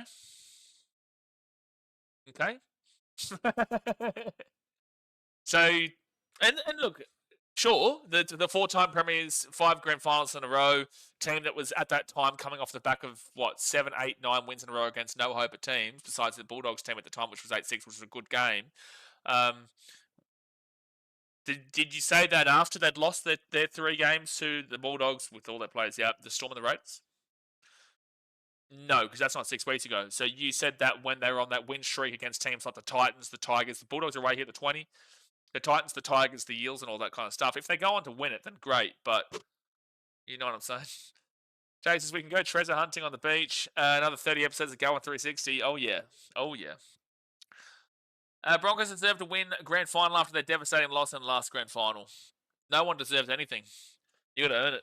Broncos don't deserve shit. Just like the Panthers don't deserve shit just because they've won 4 premierships in a row. They don't deserve it. Storm don't deserve it because they lost the last grand final. And the Sharks don't deserve it. They all have to earn it. Lachlan Galvin, right inside. Brian Tuttle stops it, but the Bulldogs will score. This is actually this is outrageous how high this score is right now. Outrageous how high this score is. This is crazy. 46-24. Ooh, Broncos fans, you'd be licking your lips at how many points the Panthers have given up, but you'll be terrified with how many points they've scored. Last try wins, Jared says. Jason, lots of Broncos stick rides today. Well, look, you're going to get that because they know that the Broncos are going to be playing this team. So you're going to get a lot of people discussing the Broncos and conversating about them on the basis that the Panthers or Bulldogs, whoever won, will play them. It's just that you're not going to get the crazy support from me, but I'll give you my genuine opinion on them. Most ironic thing about this game is that Galvin was their only offensively dangerous spine player. Absolutely, Tyler. Galvin and Jacob Preston were clearly the two best players here for the Dogs today, and they were the only two good players for the Dogs today. Dusty says, wow, second half really must be their one weakness. It is. It is. The Panthers are not a second half team. The Broncos are a second half team. The Panthers are a first half team, and the Broncos are not a first half team. The Panthers are not a second half team, but the Broncos are a second half team. We're probably going to see the Panthers take a lead next week, and then we're going to see the Broncos try and chase them down. I think we should go to Dreamworld, get a good look at where Blaze is going for 2 minutes and 18 seconds to go here of the game. Jeffrey says, NRL is becoming bored when the Panthers continue to win finals. I disagree. I think that we'll be bored after, but I don't think it's boring now. I don't think we're bored now. I still enjoyed being here and watching the quality and the sheer presence of what this Panthers team can achieve. But if the Panthers go on to win the comp again, we'll just be like, after the season finishes, it'll just be like, oh, again. But it's setting us up to see maybe the Broncos knock them off, or the Storm or the Sharks knock them off. Panthers might score a 50 bomber here. Blaze Salungi at the 10, at the 5. Okay, here's your chance. 2 minutes to go here. There's a chance to see a 50 bomb. Chance to see a 50 bomb right now. Chavez, would you say that the game would have been different if Crichton played? 46 points is not going to be looked at from a Sanders perspective. They still lose. Maybe being closer, but 46 points is 46 points. And as I yelled to make it Nathan Cleary, short ball, knock on, as I probably just screwed us about 50 bomb. So the Broncos can limit the Panthers first half. That'll go a long way to win. Sure, but if the Panthers can limit the Broncos in the second half, that'll go a long way to win. Gary says, it's been my first season on the channel. It's been great fun. Thanks, Blaze. Great job, buddy. Lots of good people on here and a few numpties, but it's been a fun ride. Yeah, no, it's always a fun ride, man. Plenty of rugby league content still to come. We're here every day, actually, for the next couple of weeks. But let's see if you still enjoy us and you still think there's some good people and I'm a good bloke once we have the Ashes. As an Englishman, let's see if you still like us. Let's see if you still like us, my friend. Let's see if you still like us when we have those Ashes streams. I really hope Hunter found a good commentary stream for him, but I've been really dying to know if he's having a happy time with a pure commentary of a 46-26 ball game. Let's knock this ball back till Edwards gets to support the 50. Guy to the left, Scotty Sorensen, he'll be now at the 30. Well, Dozzy says, no, 50 bomb damn. Leon says, at what point does the NRL step in and do something? How many comps for Penrith need to win? The NRL can't do shit. The Penrith Panthers have earned this right now. What do you mean the comp steps in? What do you mean the NRL has to step in? No, the other NRL teams have to step up. No stepping in. They've got to step up. Looking forward to the Ashes streams. They're going to be wild, Jared. So third tackle. There's 16 seconds left here of the Canterbury Bulldogs season. Go for a 2-point field goal, you cats. Go and set Nathan Cleary up for a 2-point field goal, you cats, and then just give us the real blue balls of a 50 bomb. Come on. Do it, you cats. Do it, you cats. They're not going to do it. Yeah, no, you lose, Panthers, in my mind. Didn't even take a 2-point field goal. That was sad. But you know what was more sad? The fact that this game was an absolute blowout of epic proportions. The Canterbury Bulldogs, you have been eliminated. You have been eliminated. So there is 4 teams left in the NRL. We have the Melbourne Storm playing host to the Cronulla Sharks on Friday next week.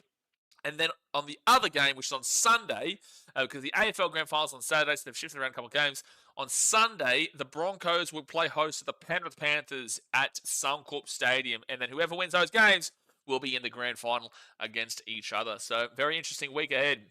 Leon said, if the Panthers win 12 in a row, would NRL change something? They can't. What do they change? They don't change shit. It's no one's fault. The only people at fault are the other teams who can't win. Pickle Ricks, the Storm vs Panthers in the grand final. Sharks and Bronx are just making up the numbers. That's a ridiculous statement, especially considering the Sharks and the Storm have split their games 50-50 this year. And the Broncos have been... Sharks and Broncos are the form teams of the competition. So... Glenn was she's been a bonza game for a final. Yeah, it's not been fantastic. It's not been fantastic. Sean says the fact that the Panthers had a very young team about 3 years ago with Luai, To'o, Crichton, Burton, and Cleary. Yeah, well, they know how to develop their team. They know how to develop their roster, man, and it's really good stuff. A quick overview. Wow, defensively in the second half, the Panthers actually fell off from 91.3% to 83.55%. Second half, they had 42 missed tackles. That is 31 missed tackles in that second half for the Panthers. The Bulldogs had 14 missed tackles in the second half, compared to their 37 in the first half, whilst the Panthers had 42, which is 31 more than the 11 they had at halftime. They had one ineffective tackle at halftime, the Panthers. They now had 20, 14 ineffective tackles for the Dogs. They originally had 9. The Panthers had 1 error, and the Dogs had 3. Dogs ended on 11, Panthers on 10. Penalties conceded. It was 3-3 at halftime. It's now 8-4 to the Panthers at full time. Wowee. They really did fall off in the second half, but you can make excuses for that as they knew they'd already won the game in the first half. Average set distance, they went down to 45.3. Line breaks was 7-1 at halftime. Panthers at second half, it was 8-7 in total. By the way, Dogs missed 52 tackles, which is still crazy. And then the Panthers, with 33 more runs, had over 400 more meters than them. And also over 100 more post-contact meters. Yeah, second half wasn't good here. You can make excuses for it, but it is also a common trajectory from the Panthers that they're very good in the first half and they fall away in the second half, which we've seen quite recently, quite a lot. Silencer says, looking forward to see Willie Mason's reaction this week. Sean says, the fact the Panthers had, that's right. Sean says, well, we won the second half because it's only a 20-point loss. Yeah, you did. You did win the second half, but the only reason you won the second half was, one, because the Panthers had known second half fallaways, but also secondly because there was nothing to play for the Panthers. They already know they'd won. You're not coming back from 28 points down. It just wasn't happening. 38-6 was done. Jay says, wonder how many kebab shops we sell fire tonight. I think this is a tough one for them to get through. Royal Grand Majesty says, in my opinion, the Panthers are the strongest first half team of the comp. Second half is very lacking in comparison. Correct, which is why next week is very interesting, Royal Grand Majesty, because the Panthers are the best first half team in the comp. But you know who the best second half team in the comp is? It would be the Brisbane Broncos. So the Brisbane Broncos, best second half team in the comp, up against the Penrith Panthers, the best first half team in the comp. That's a very interesting matchup. And then even so, if the Sharks were to go and make the grand final, they are probably the second best second half team in the competition for the most part. So if the Panthers won that, they would have to go through 2 similar matchups in those styles. Kate says, last try wins. Let's go Dogs of War. Von V says, you're only as good as your last player, whatever they say. Well, you're only as good as your last game, is what they say. And as a Titans fan, we won our last game. So that must mean that we are the greatest of all time. You know, that's what that represents. You're only as good as your last game. Well, guess what? The Bulldogs' last game, they lost. Well, guess what? The last game of Sydney Roosters, they lost. The Warriors, they lost their last game. And the Raiders, they lost their last game. But you know who didn't lose their last game of the season? It was the Gold Coast Titans. You know, now you're starting to think and use your noggin. Now you're starting to figure it all out of why we had the Titans on top of the ladder this year. It's now maybe why you're starting to figure it all out. You're only as good as your last beer. That's also true, Leon. Kate says, Broncos need to play like that for that last 15 minutes in the Raiders game, but for the whole 80 minutes against the Panthers, the only way they'll win. Sure. One step closer to the 20-1 Panthers win the comp. Yeah, valid. Unlucky weekend. Would have loved to have seen the Dogs and Raiders final. It would have been great, but I did predict the Sharks to win, and I did tip the Panthers to win. I just did not think that this would be as high a score as it is. That's a ridiculous score for these two teams. First best defense versus the third best defense. The first best defense got 46. The third best defense got 26. The 10th best attack in the 10th best attack in the competition scored 26 points against the third best defense, and the 7th best attack scored 46 points against the first best defense. You know, that's unheard of numbers here. That's unheard of. Highlanders fans says, as long as the Broncos or Panthers don't win. Well, that's going to be a bit tough considering the Broncos and Panthers both play each other next week, Highlanders fan. It's going to be a bit tough. It's going to be a little bit tough there. You know, I think maybe one of those teams is going to win, unless you've got another system that we can go on with the NRL. Someone says eliminated, going to have to get a bullshit stamp for some team, obviously. So many people ask me what fraud alert meant. Well, what you saw tonight is what fraud alert means. If you have a question next year, when we stream all the games next year, if you ever have a question about what fraud alert means, fraud alert means fraudulent, an alert of fraudulent behavior. Hey, well, guess what? The Bulldogs have been on fraud alert for about 5 to 6 weeks now. And you know what? They've lost 5 out of their last 6 games. They lost 4 out of their 5 coming into this game. They lost 5 out of the last 6 games. That is what a fraud alert means. And this right here proved it. Tyrese the Sharks Bronx final. That'd be awesome to watch, man. That'd be awesome to watch. Old mate cracked the shits with the Raiders. He's no longer a fan. Who's old mate? Old mate cracked the shits with the Raiders? Might see him at the Titans next year. Oh, please, no. Who's old mate? Panthers don't play, they pray. Yeah, Panthers too good here, man. Bulldogs do limp out of the finals after finishing third. They did get knocked out in straight sets. And, you know, what if for the Dogs, what if they didn't make that that substitution of Galvin coming in halfway through the season, getting rid of Toby Sexton, getting rid of Reid Marnie, mixing up their team? What if? Oh, Joe, I get you. Yeah. Who do you think will play in the grand final? Jeez, I don't know, man. It's tough. I think right this very second I am looking at a nightmare of Panthers versus Storm, but I could see... I just said before this game started, I said that I think the Panthers beat the Broncos, but I think the Broncos beat the Bulldogs. Panthers have done really well here today, but it's a very interesting contrasting matchup between best first half team in the comp of the Panthers to best second half team in the comp of the Broncos. I will stick with what I said beforehand, but I'll wait to team list and whatnot to have my decision for next week. Might even do a tipping stream this week, even though I haven't done tips this year on a tipping stream. I might even do a stream this week, but we'll see. But right this very second, I'd be leaning with the Panthers.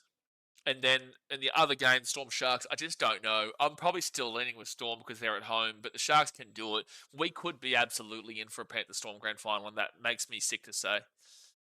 The best chance, well, like if we can get both teams knocked out, that'd be real horn dog material, mate. That'd be sexy. If we could see both the Panthers and Storm get knocked out next week, that'd be the sexiest result you would ever see. And then it would just be an enjoyable grand final where someone is going to win, you know? Kate says, honestly, I actually have high hopes for the Titans the next couple of years. I reckon we're on the come up. Yeah, well, we've said that for a long time, man, so I need to see it to believe it. But, yeah, hopefully, mate. Hopefully. But, guys, we're going to jump off here for now. We will see you tomorrow as I do a Gold Coast Titans season review. So, Casey, I hope you're there. We'll be doing a Gold Coast Titans season review at 5 p.m. Queensland, New South Wales time. That is a running series where we're going through every single team as a postseason review. We did the night on Friday, so if you haven't checked that out, you can go and check that out. Tomorrow's Titans. Tuesday we'll be doing Dragons. Wednesday will be the Rabbitohs. Thursday will be Tigers. Friday we stream the preliminary final. Then on Saturday, Cowboys. Sunday preliminary final, and then so on. So every day will be live, guys. So obviously keep your notifications on. Don't forget to go check out BKRtravel. If you have any question, it doesn't matter what question it is, chuck a question in on that video in the pinned comment. Go subscribe to that channel. I've been in anywhere from America to Canada to Hong Kong to Vietnam to Thailand to Malaysia to India, all these different places. If you've got any questions, shoot it through there, and there's going to be a video where I reply to these questions and whatnot on individual levels over the time. So go check out BKRtravel. But I'll see you tomorrow. And unlucky Doggies fans, you had a good season, but you fell away late. Congratulations, Panthers fans. You good luck against the Broncos next week. Alrighty, guys. Thanks for watching. Catch you later. See ya.